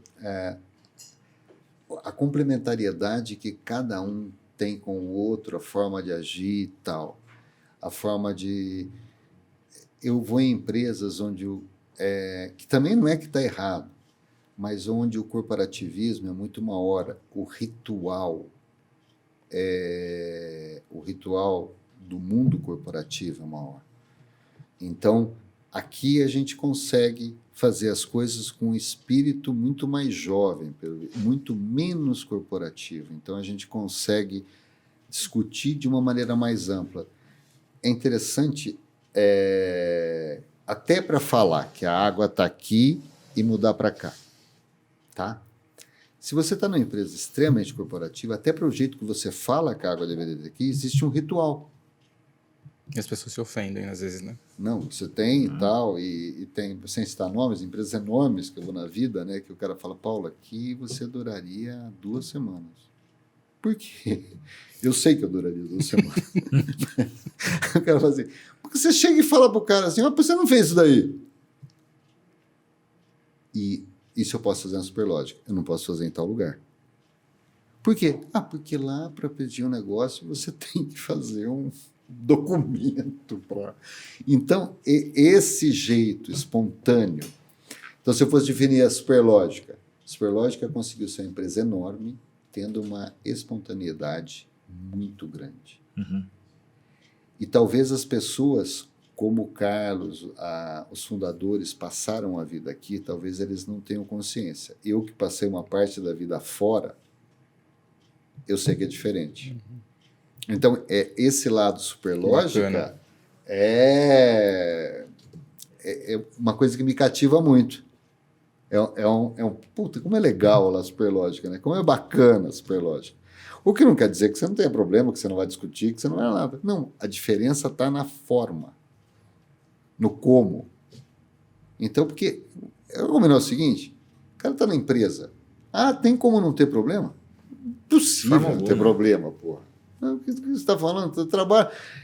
Existe alguma chance de alguma coisa não dar problema? Não existe, pô. A ideia é você ter menos problemas, de você resolver ter novos problemas, né? Ter novos, resolver problemas de uma maneira ágil, bacana, respeitar o cliente. Tá? Isso é uma vida normal, pô. Agora, você não querer ter problema, então você não pode trabalhar. Desculpa. Você não pode fazer nada, né? O cara que não quer ter problema não pode fazer nada. O Paulo, e hoje, você comentou, né, que você tem alguns negócios aí, não precisa falar qual é o nome deles, mas em que áreas eles estão? Então, da BPP surgiram algumas IPs. Instituições de pagamento, né? Instituição de pagamento. Então, a gente acabou fazendo uma joint venture com a Coca-Cola, que é a Coca-Cola... Não é a FENSA. É a FENSA do Norte e Nordeste, é solar. Então, hoje a conta da Coca-Cola no Norte e Nordeste brasileiro, que atende o Target, bar, restaurante, eu sou sócio da empresa. Eu tenho uma corretora de câmbio, porque quando acabou o No Compete, a IB Corretora, opção de câmbio, inclusive, gente, IB Corretora. E agora é $10 mil, né, para ver. Fala que você assistiu. O episódio, pronto. Uma taxinha. Se você decorar e falar que você assistiu inteirinho... Vamos descobrir depois. Você descobriu o time que o Paulo torce.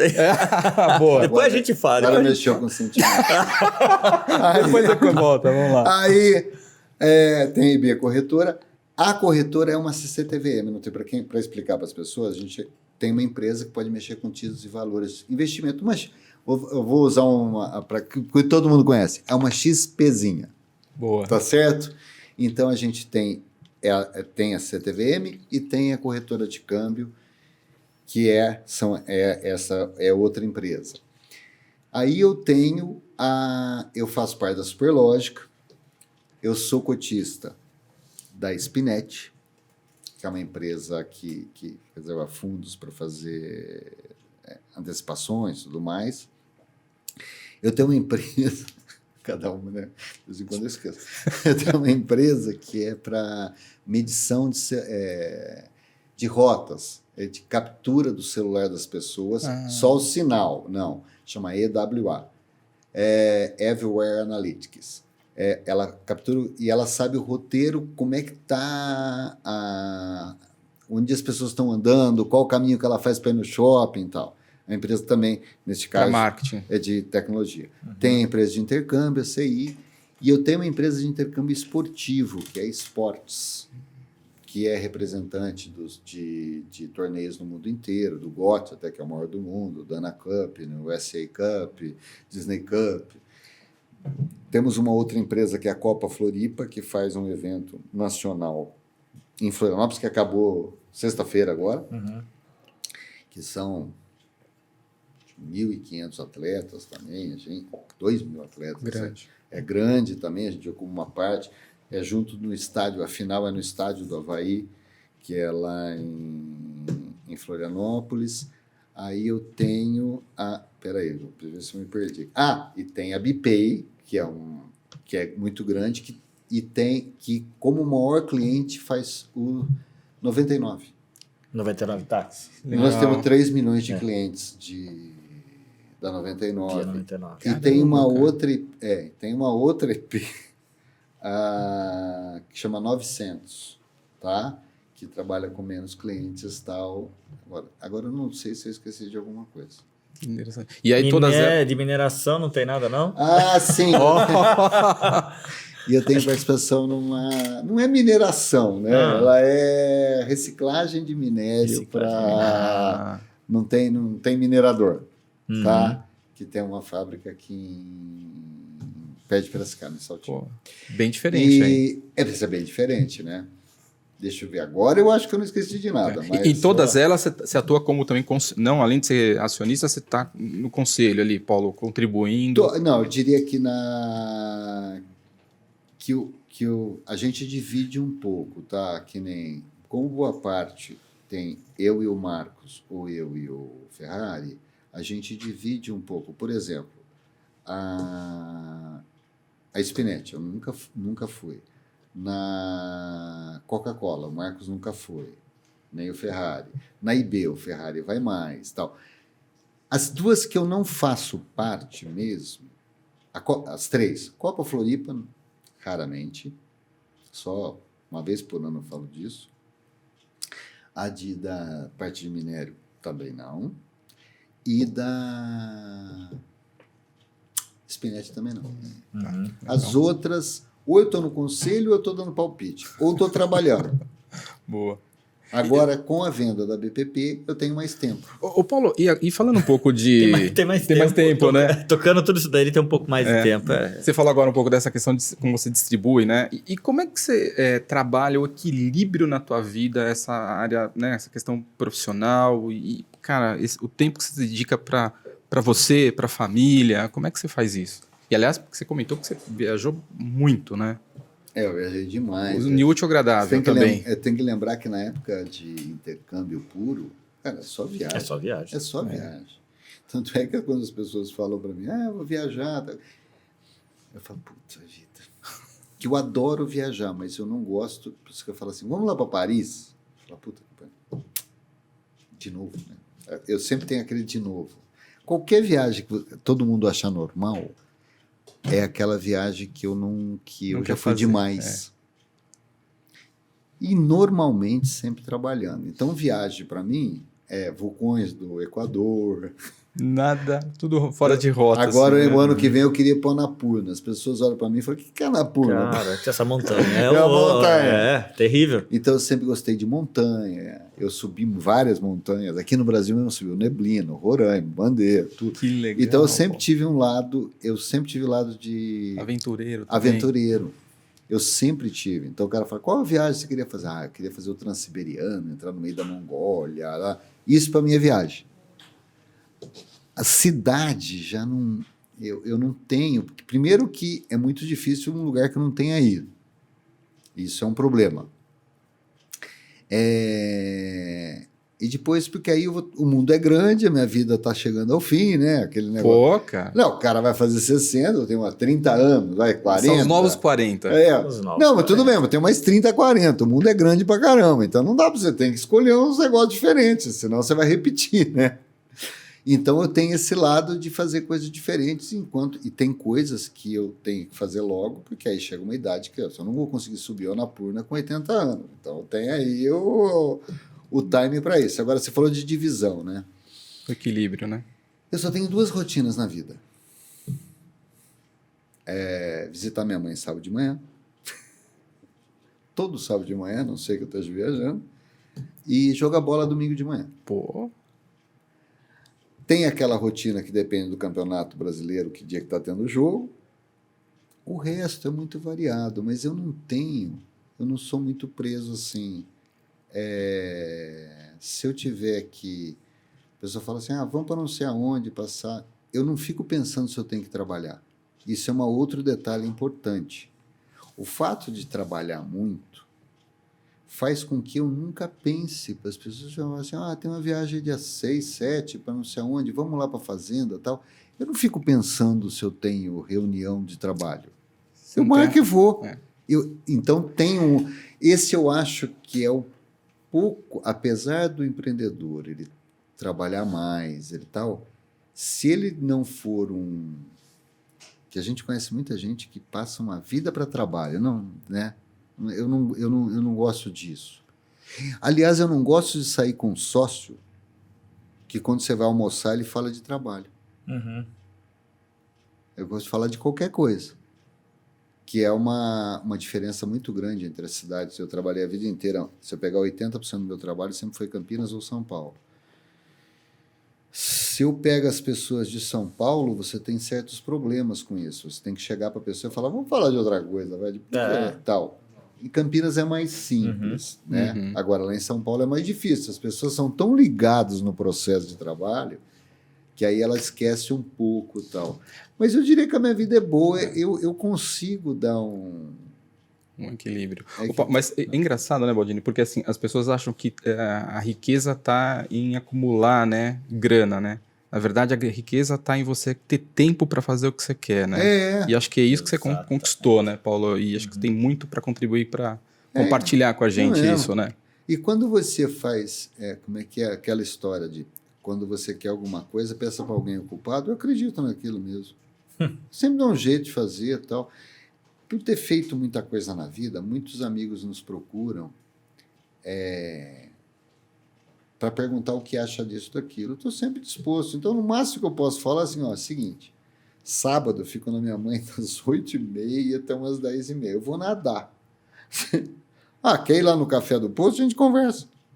Então, você sempre dá um jeito de fazer as coisas atendendo os amigos. Tem uma agenda livre. Tal, livre.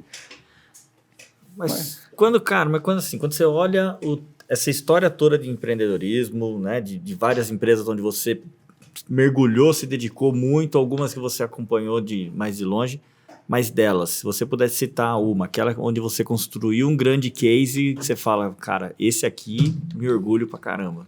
Qual delas foi? Rapaz, que pergunta difícil. Você pega um monte de filha, é como você falar assim, qual filha que você gostou mais? Cara, no fundo, aquela coisa que a gente falou da Olimpíada, não, mas, cara, às vezes é isolado. Eu podia falar para você que fazer um navio pro Pânico é um negócio tão maluco para quem... Nunca! Fala assim, você fala assim, Paulo, quais as coisas mais incríveis que você já fez? Cara, eu fiz o primeiro seminário de computação gráfica aplicada à publicidade. Eu estava na IPTV, e aí o campo... Com K, né? Botei 1.000 pessoas dentro do centro de convivência, do teatro da Castro Mendes.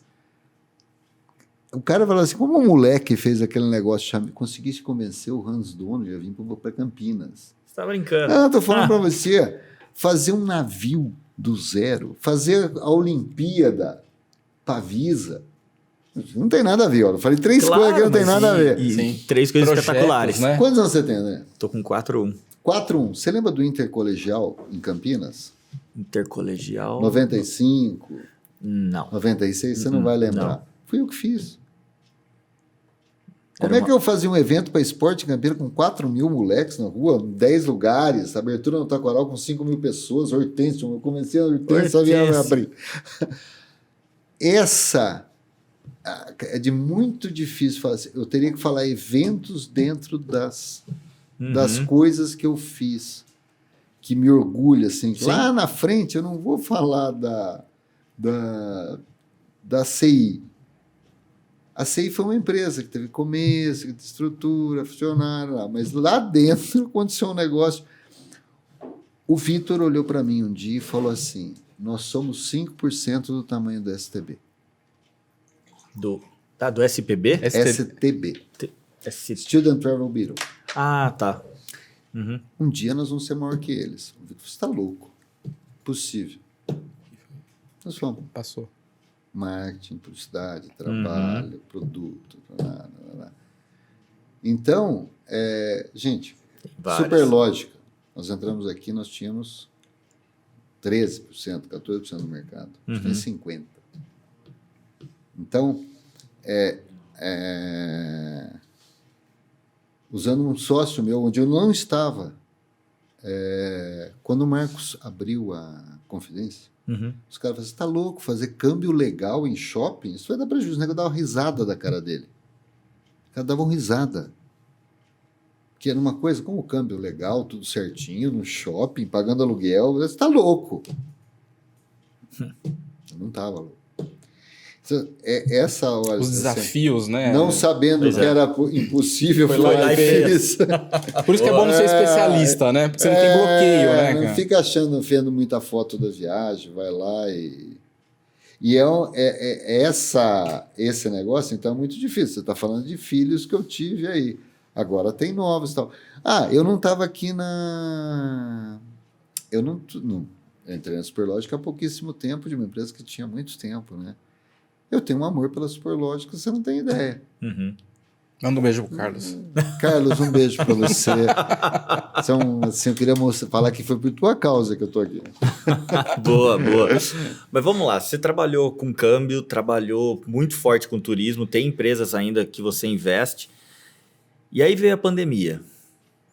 Câmbio, turismo, e durante esse período de pandemia, cara, foi difícil para todo empreendedor. Conta pra gente como é que foi esse período para você, para essas tuas empresas, né? Pode usar a palavra merda aqui? Pode, né? Aproveita que... Pode. Muito ruim. Não é muito, é muito ruim. Não é mais ou menos. Porque no câmbio a gente ainda se livrou, porque tinha muita gente com a história da pandemia que estava precisando de dinheiro e fazia muita A remessa. remessa daqui para lá, de lá para cá. Então você salva ali. Então, deu uma... E como a empresa era pequena ainda, a corretora ainda era pequena, você tinha uma forma de controlar o negócio. Então, controlava nos gastos e tal. Agora, o intercâmbio... Parou tudo. O intercâmbio é uma comédia. Porque, ó, eu peguei 1999. O dólar foi de 10 de janeiro de 1999. O dólar foi de 1,20 para 1,96. Primeiro grande baque. Pegamos, durou 6 meses. Nossa. Torre Gêmeas. 2001. 11 de setembro de 2001. Acabou. Em outubro de 2001, nós vendemos, acho que foi 7% do que vendeu em outubro de 2000. Caramba. Então, você imagina a crise. Só que passou 6 meses, a vida foi voltando e tal. Lula, quando o Lula entrou, lembra? Dólar foi para 4. Você imagina o que aconteceu na CI. Nossa, que tragédia tal. Deu 6 meses, acabou. Aí você vai vivendo aquelas alterações e tal. Aí deu um dia e acontece a pandemia. Primeiro, há 2 anos. Depois, você tinha 85%, 90% dos lugares de destino de intercâmbio fechado. E você tinha lá os 300 funcionários. Você tinha... Nossa. É tipo assim, pode ter. Eu não consigo imaginar um ramo pior do que intercâmbio na pandemia. Não consigo. Por máximo que eu tente e tal.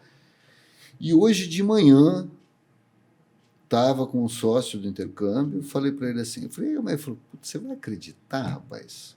Vou contar a história aqui para vocês. Agora está voltando, a gente Dezembro de 21, né? Agora? Não, tô falando de hoje. Isso. Hoje, que dia que é hoje mesmo? Dia 20 Dia 20 de dezembro de dezembro. de 2021. Hoje de manhã, meu sócio falou assim, você acredita que a gente tem um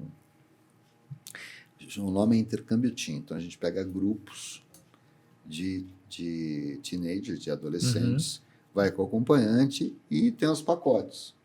E nós vendemos um pacote, ela tinha 60 pessoas, várias, 6 vendem para a Inglaterra. Neste produto colocaram 4 dias de Paris. Cara, hoje, a França proibiu de quem está na Inglaterra ir para Paris e ficar 14 dias. Você imagina no mundo de bom senso, no mundo normal, porra, tá, troca por Barcelona e tal. Você não sabe, nem sei como vai ser, tá? Esse é um ponto. Esse é o primeiro ponto. Quem é que disse que antes do embarque, dia 3, se eu não me engano, 4, não vai aparecer uma lei na Inglaterra falando assim, olha, voos vindos do Brasil têm que ficar em quarentena em 2 semanas. Então, a gente acha que o problema está acabando, mas a gente sabe que o 22, e aí tem efeitos midiáticos, tem isso, tem aquilo e tal, né? Não acho que tem que ter lado, ter aquilo, não acho nada disso. Sim. Uma vez, vou fazer um comentário de um negócio que eu achei tão estranho, cara, que assim, de tudo que eu ouvi de loucuras para lá e para cá na pandemia, um dia eu vi o presidente francês chegar no microfone, aquele jeito que eles chegam assim para dar entrevista, se não fecharmos as escolas, teremos 400 mil crianças francesas mortas. Nossa. Falei, como é que o cara está falando? Primeiro, eu não sei nem se tem mais 400 mil crianças na França. Aí eu falei, pô, o imaginário, essa geração, né, o imaginário, o negócio chega num nível de... Ninguém questionou. Ninguém fala nada. Então, também tem um lado do negócio que é muito maluco, né? E para todos os lados, né? É uma característica, né? Como é que é? Tem uma coisa que está em extinção, que é bom senso, para tudo, né? Então, e o empreendedor tem que ficar ligado nisso. Se eu pegar na minha vida profissional os 30, quase 40 anos de vida profissional, algumas coisas mudaram. Dentre elas ultimamente está me parecendo que as pessoas têm mais, só têm direito, não têm dever. Essa é uma característica que mexe com vários negócios. Sem dúvida. Mexe com uma cadeia, né? Então, Fica um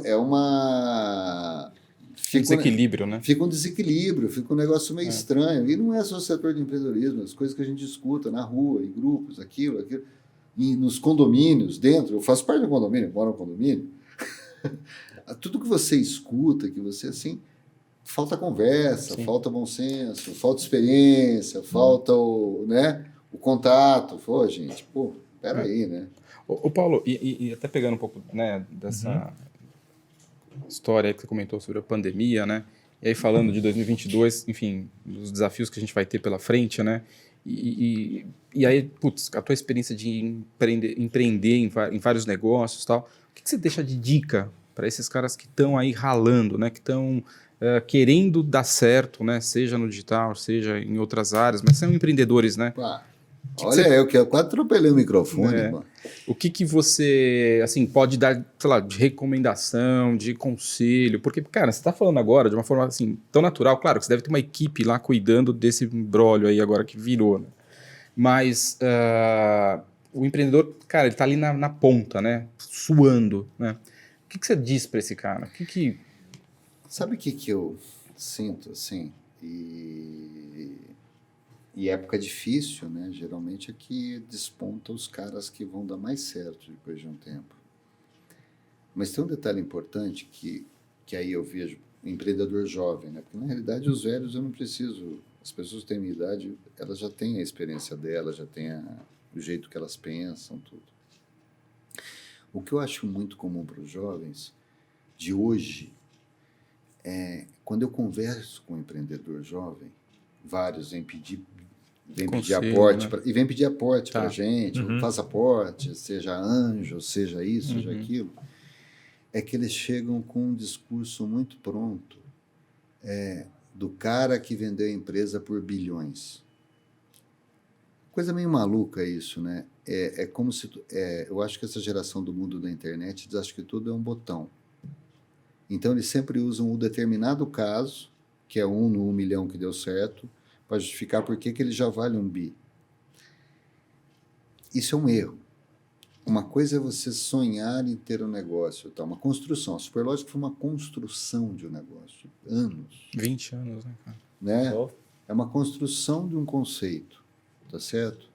Aí todo mundo, eles vêm, pegam o caso do cara que fez isso e no dia seguinte...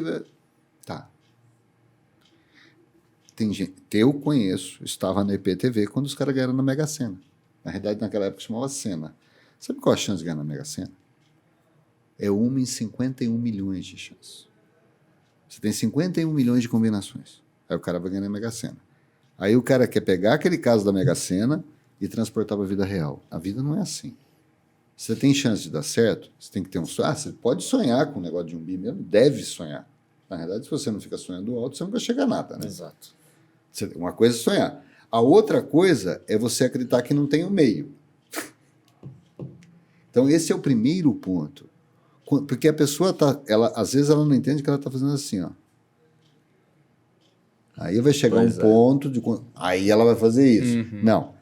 Na cabeça dela é um mundo de internet. Mas se eu cliquei lá, né? Você pode ver os vídeos, ou estagiário na coisa, que é uma mentalidade de parte dessa geração mais nova, de que o mundo pode ser instantâneo. Você não consegue aprender matemática mexendo na calculadora, você não consegue... tem uma parte da vida que... Tem que suar um pouco, né? Tem que suar. Então, esse conselho para o cara é o seguinte: primeiro, não ter essa expectativa do bilionário instantâneo. Ser resiliente. Saber perder. Essa é fundamental. Não ter um aspecto... Gente, o bom empresário, ele demora muito para pensar no bolso dele. Muito. Porque ele sempre na cabeça dele está pegando dinheiro para investir na própria empresa. Aquele cara que na realidade pega o dinheiro para ele gastar, ele no fundo, ele não é empreendedor. Ele não deveria... Parece um paradigma, o empreendedorismo ele não está muito ligado ao consumismo pessoal. Uhum. Você precisa chegar a um certo estágio para poder fazer isso, não é? Tal. E se isso for a coisa mais importante para você, dificilmente você vai ser um empresário de sucesso. Não bate. Não bate. Uhum. As coisas não batem, tá?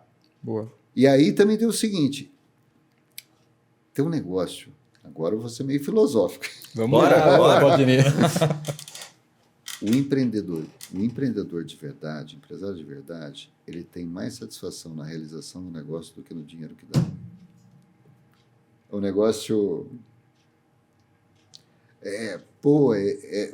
o prazer de ver o negócio ter dado certo é maior do que se sobrou dinheiro. Eu acho que é fazer a relação com pai e filho, né? Assim, cara, você Sim. se orgulha, né? Você rala pra cuidar, mas na hora que você vê que seu filho tá indo tão bem, cara, é o prazer, né? prazer. Assim, Exato. É diferente. guarda as devidas proporções. Então, aí. acho que dá para você, é um outro tipo de alegria.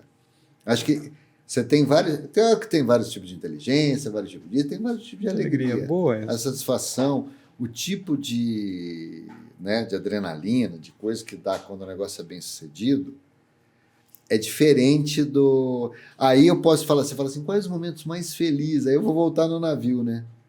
Aquele primeiro navio, o primeiro, na hora que eu subi era num parapeito, que eu vi aquela multidão e o Skank tocando, eu achei, nossa, eu fiz isso. Que legal. Então, o cara fala assim, lembra que há 3 meses atrás eu não sabia nem como entrava no navio. Então, a hora que você olha aquilo, Que realização, né, caramba, cara? eu tenho aqui 2.000 pessoas pulando na frente do Skank, que fiz. Que bacana. Aquela sensação, se não fosse eu, não ia ter aquilo. Sim. Isso, não tem. E até deu dinheiro lá, o navio até deu dinheiro, tá? Mas aquilo não tinha preço. Legal. Parecidíssimo com o primeiro intercolegial que a Hortência veio abrir, quando eu vi 5.000 pessoas no Taquaral, de pais e moleque, desfile de escola, de colegial. Nossa, tocando uma música linda, rapaz. Você canta Acendendo também, não, tocha, tá? Acendendo a tocha, tal. Não é música, é só instrumental. E, nossa senhora, tocha, tudo ensaiadinha, tinha... Pô, aquilo... orgulho, né, fazer coisas, né? Então, lembra, fazer coisas dá muito... É uma característica de gente empreendedora. Uhum. Fazer coisas. Fazer coisas não necessariamente tem a ver com trabalho. Isso que é um negócio. Eu tenho amigos que o cara gosta de cozinhar. Quando o cara está cozinhando, você olha pro cara, você vê que a alegria, tal. Tem um amigo meu e do Marcos André, está numa festa, ele pega o violão. Eu duvido que o Frank Sinatra, na Maracanã, tenha mais tesão que ele na hora que ele está com o do violão. Sim. Você olha para o cara, ele é médico, médico oncologista. Sim.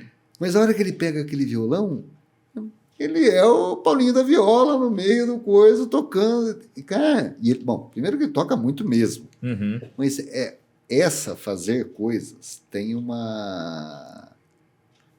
Quando o Marcos põe uma roupa de polo, quando eu vou jogar bola no domingo. Então, fazer coisas não é só um ato isolado. Tem um lado pessoal que realização. É outro universo, é outra coisa e tal. Tá certo. Falar em jogar bola, tem alguma coisa aí, né? Tem, eu ia até falar ele fala de paixão, né? Ele fala, né? Tem uma paixão que virou negócio, quase se confunde com o negócio, né? É depois da mãe. E da esposa, senão vai pegar mal em casa, Isso aqui eu vou até lembrar. A galera que tá assistindo e tá esperando o spoiler do desconto é agora, né? Que é a ponte preta pra você, Paulo. Não dá para explicar. Não? Não, sabe por que não dá para explicar? É o seguinte, tentar explicar para quem não é ponte preta é impossível. E para quem é Ponte Preta é desnecessário. Ah. Gente, Boa, essa boa. frase é a melhor frase de futebol que eu conheço, e não é minha, tá? É do Joamir Betti. Joamir Betti. Joamir Betti um dia falou essa frase sobre o Palmeiras. Exato. Aí quando eu ouvi, que eu era um fã dele, cara, quando eu ouvi ele falar isso, eu falei, gente, Falou isso comigo. que eu sinto pela Ponte, eu não consigo explicar. O cara falou tudo. Boa.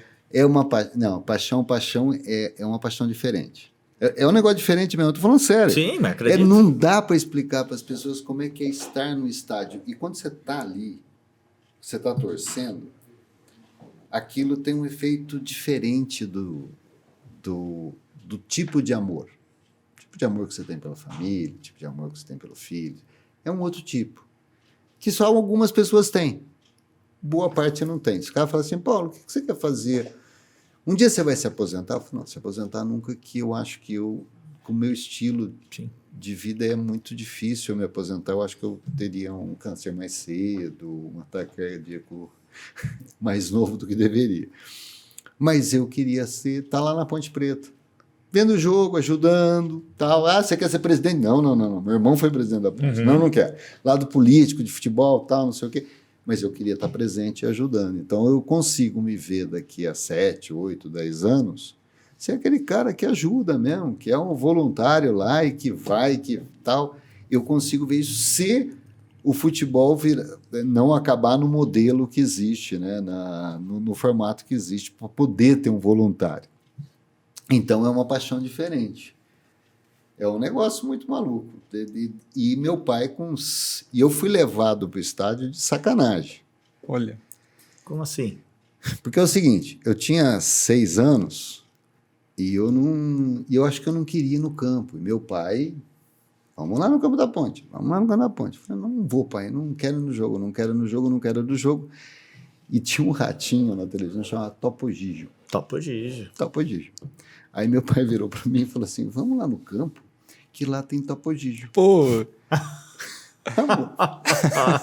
Cheguei lá, né? Pai, cadê o Topo Gigio? Daqui a pouco ele vem. Ô pai, e o Topo Gigio? Pera aí, tem um sorvete. Deu o sorvete. Tomei o sorvete. Pai, cadê? Bom, tô até hoje esperando o Topo Gigio. Mas isso foi com 6 anos. Com 7 anos, meu pai me botou atrás de uma Variant. Eu e meu irmão, que tinha 1 ano. Uau! E fomos para Belo Horizonte de Variant assistir Ponte e Cruzeiro. 9 horas para ir. Ponte perdeu de 6-1. 6? Mas não cabia na Variant, né? E aí eu olhei pro meu pai e falei assim, ô pai, por que só o pessoal de azul pode pular? Quase apanhei, quase fiquei lá no Mineirão, né? Aí eu olhei e falei, pô, sacanagem. Aí voltamos 9 horas. Quando meu irmão, cara, agora, 2009, 2010, virou presidente da Ponte. E meu pai ficando bravo. Ele não devia. Porque não podia se meter nessas coisas. Não sei se o irmão tá na cabeça. Eu falei, pai, eu sei onde tá. Com 1 ano de idade, ele foi colocado atrás de uma Variant. Você não sabe o poder psicológico daquilo. Você tá louco, né? O culpado disso é você. Tá aí, olha aí. O culpado é você. Porque o cara ficou assim doente pela Ponte por tua causa. Você sabe que o meu irmão, você chegava no ponto, meu filho é assim também. Aliás, meu filho é parecido. Meu filho tem uma gravação na IPTV, que quando a Ponte subiu em 2011, 2012, o Série A, ele foi pular o alambrado e fez um rasgo daqui aqui. Nossa.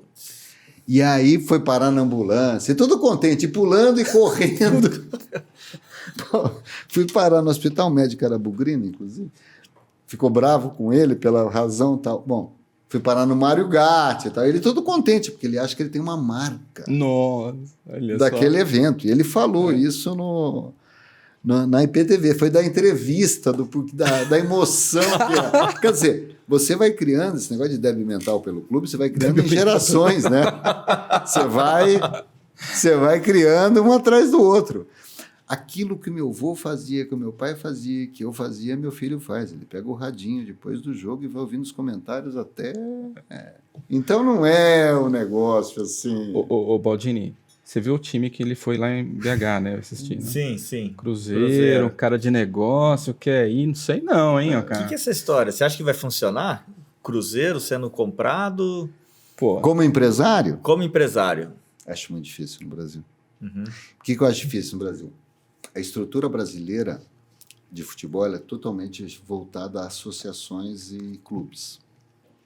Então, o que na realidade você vê aí são os empresários montando empresas lateralizadas Sim. ao coisa, onde aqui movimenta toda a parte de administração dos jogadores do futebol.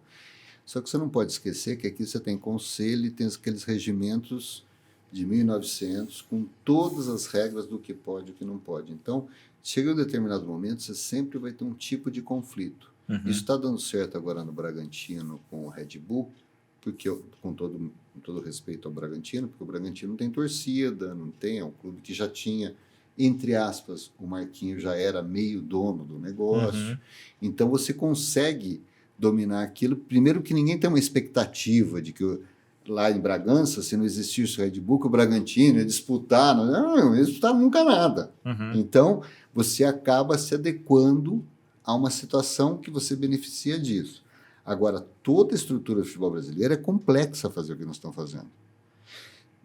É diferente do futebol na Inglaterra, onde Sim. ela é montada para ser assim. Então, você pega hoje, metade dos clubes da Inglaterra são de russo, ninguém fala nada. Uhum. Ou franquia de basquete americano, que o cara chega na cidade e fala, estou indo para outra cidade. O cara tira o clube da cidade, pô. Você imagina tirar a Ponte Preta daqui, tirar o Palmeiras. Nem farta. Não, nós resolvemos que o Palmeiras agora, nós estamos mudando ele para Curitiba, porque lá em Curitiba o cara, pô, você tá louco. Não, O cara tá morto no dia seguinte. Exatamente. Então essa lógica tal, pode ser que o negócio evolua daqui uns anos, tal, não. Mas hoje, no dia a dia mesmo, eu acho complicado, que o Cruzeiro precisava disso, Uhum. porque a dívida se tornou inadministrável. Não tem jeito. É. Você chega num ponto do futebol, ou você faz o que o Flamengo fez, e aí você passa 10 anos consertando. Se vocês não sabem os números, o Flamengo tinha, em 2013, 1,1 bilhão de dívida. Dinheiro corrigido de hoje, ele tinha 2,5 bilhões de reais de dívida. Hoje a dívida dele é só para ele manter o coisa 250 milhões, ele tem uma arrecadação de 1 bi, ele tinha arrecadação de 300. Nossa. Assim, tudo, mas isso é um trabalho. É gestão de anos. Estruturação. Isso daí acho que dá um outro talks, né, Baldini? Aí desse assunto eu entendo pra caramba, rapaz. Também, né? Isso você entende, né, capitão? Você entende. Esse eu aprendi desde moleque. Boa. Muito bom, Paulão. Cara, eu tava doido pra perguntar se você foi preso na sua vida. Eu não vou deixar de perguntar. Você já foi preso na sua vida, Paulo? 3 vezes. Eu sou...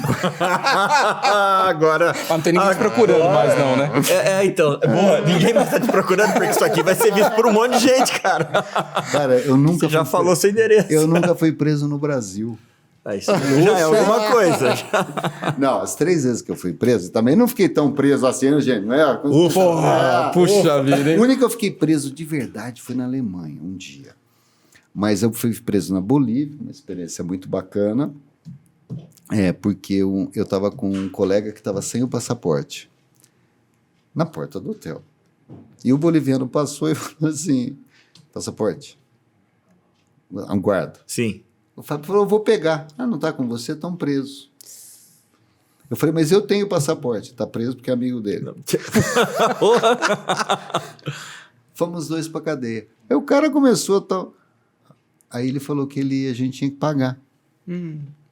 Sim. Foi aí que eu tive meu primeiro ato de corrupção, né? Que eu vi que eu estaria lá até hoje, inclusive, porque ele pegou e me levou até a cela, na Bolívia, em La Paz.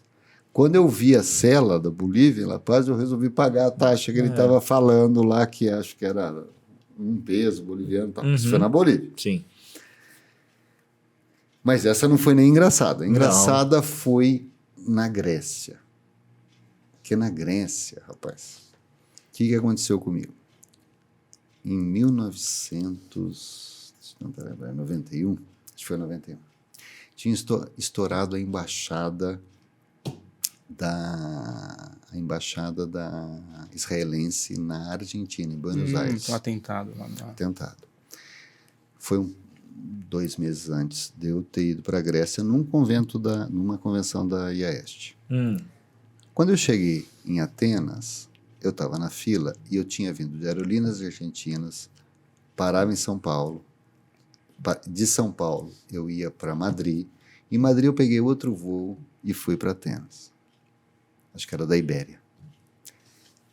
A polícia local tinha uma indicação que um cara de sobrenome italiano, loiro, com as mesmas características que eu, era um terrorista daquela explosão do voo que originou, que na realidade eu nem peguei o voo em Buenos Aires, eu peguei em São Paulo. E que eu estava com sobrenome italiano, mais loirinho, assim, porque era mais loiro, né? Sim. Tava na fila, veio 2 caras, um de cada lado. Não falaram nada. Só me pegaram, me acompanham. Entramos numa sala desse tamanho aqui, com um pastor alemão lá. O cara olhou para minha cara e falou, tira a roupa. Eu peguei e tirei a roupa. O que está acontecendo? Não, estamos averiguando. Tá. Isso o cara falando tal, mas o cara não falava inglês muito bem, ele falava era grego, né? Grego. Tal, e eu não tinha hora que eu não entendi o que ele falava. Isso durou 1 minuto e meio, tá? 2 minutos. Estava eu lá pelado, eu e o pastor alemão. Aí e os 2 caras, tal, um outro cara com uma arma assim na porta, viram que eu estava desarmado, não sei o quê, e aí entra um intérprete. O intérprete era para falar espanhol comigo. E eu não falo espanhol, eu falo portunhol, né? O que queres saber? Ah, sim. Aí a pessoa falou assim, que acento é esse?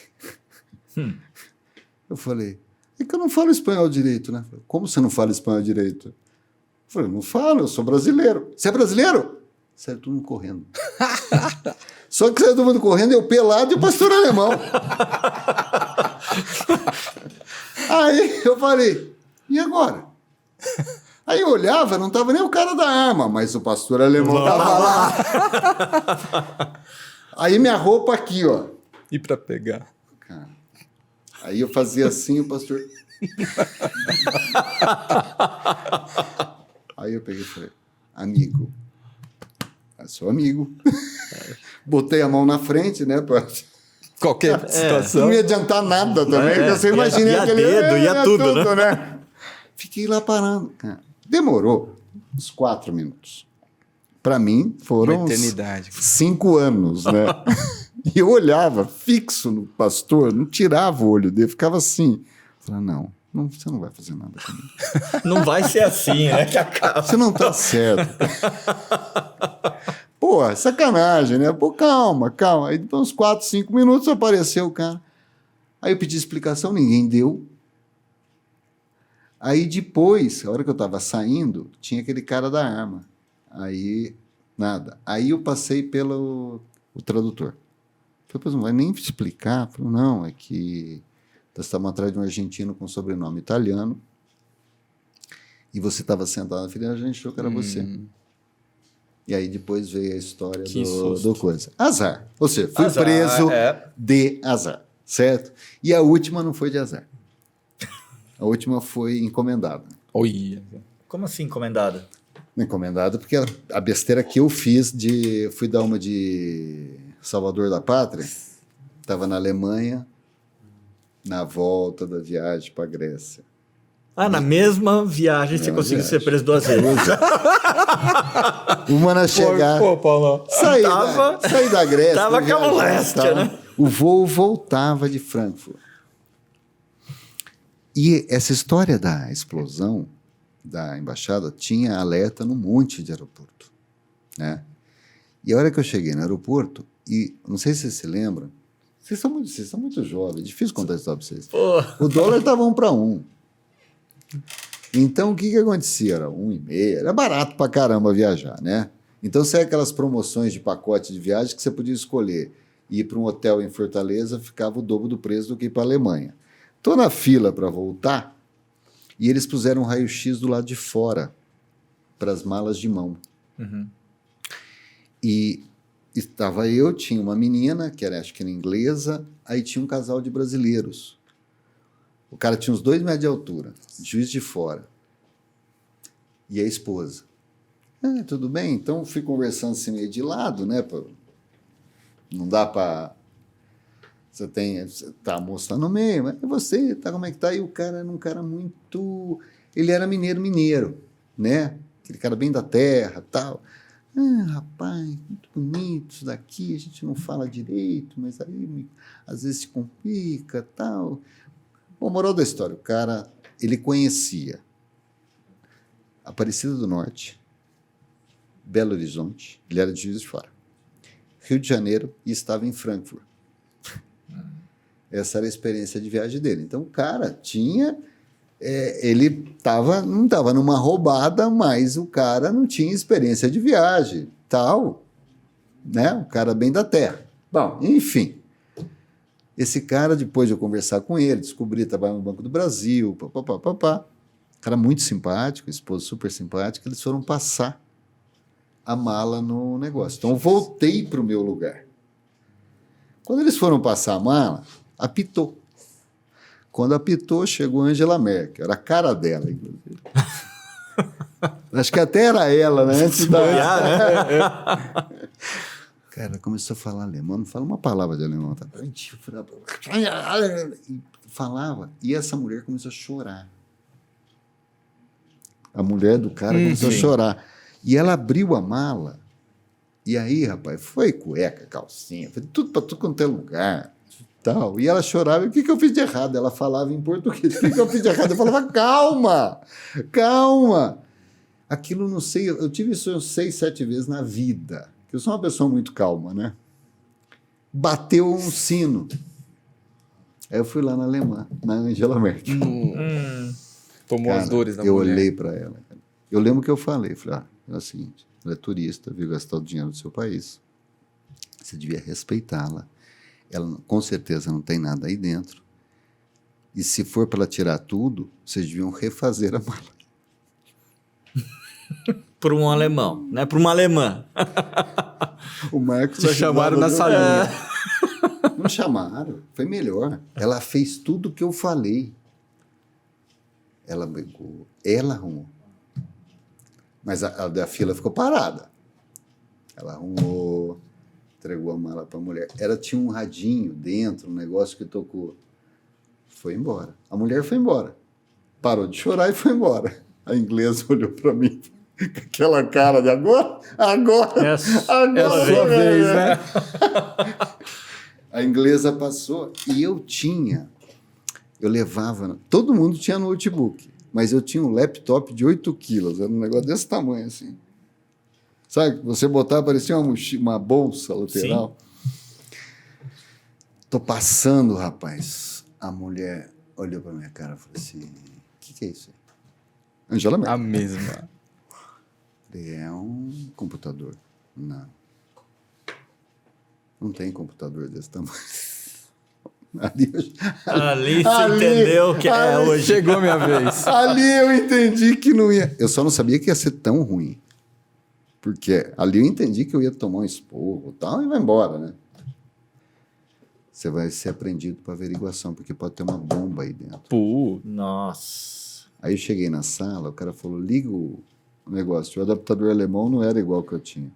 Então agora nós vamos ter que levar o seu laptop para averiguação, você vai ficar ali. Não era uma cela, era dentro do aeroporto, era um lugar dentro do aeroporto com uma grade de inspeção que o cara fechava e está preso.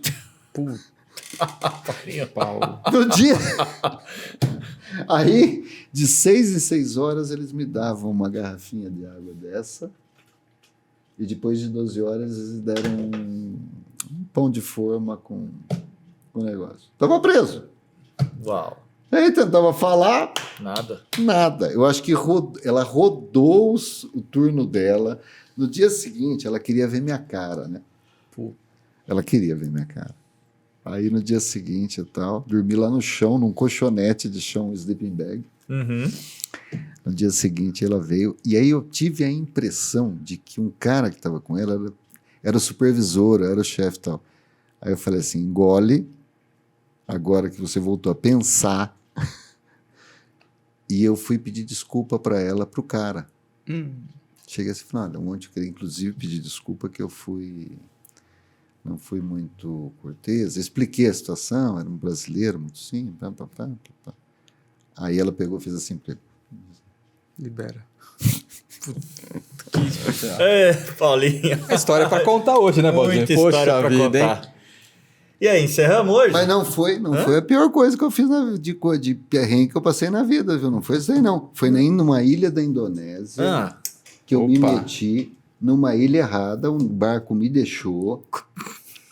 E aí a gente queria, era a Ilha de Flores, e o cara deixou na ilha, e a ilha só tinha muçulmano radical, ortodoxo, daqueles, assim, nós de short, sem camisa, tudo para ir para a praia. Chegamos lá, nós éramos o demônio. Eu fiquei com 40 graus, fiquei 12 horas sem tomar um gole de água. Nossa. Aquele dia eu acho que eu quase fui. Só faltava... Por isso, mas isso é para história de viagem. Só faltava falar que caiu de avião. Não. Então. Quase.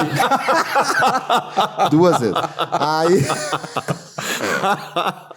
Mas foi assim, eu tô aqui, né? Se eu tô aqui... Puxa vida. O final foi feliz, né? O final foi feliz. Mas a primeira vez foi aquelas com direito a elástico, perder, cair avião, cair à frente, sem roda, sem nada.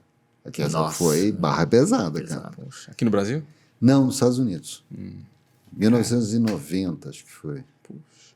Mas foi, então, é um dos lemas de vida. Eu não acho que a pessoa ela não vai embora assim, sem motivo aí, né? Não, quando não tá, Na hora, não tá. Não vai acontecer nada. Falando em lema de vida, então, pra gente encerrar, vai. Você tem um lema de vida? Tem alguma coisa que você acredita muito, que você segue?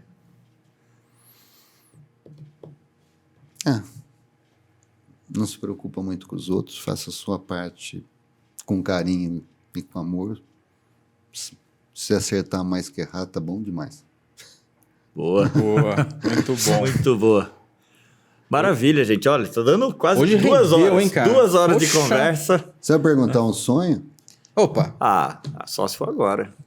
A ponto de ser campeão do mundo.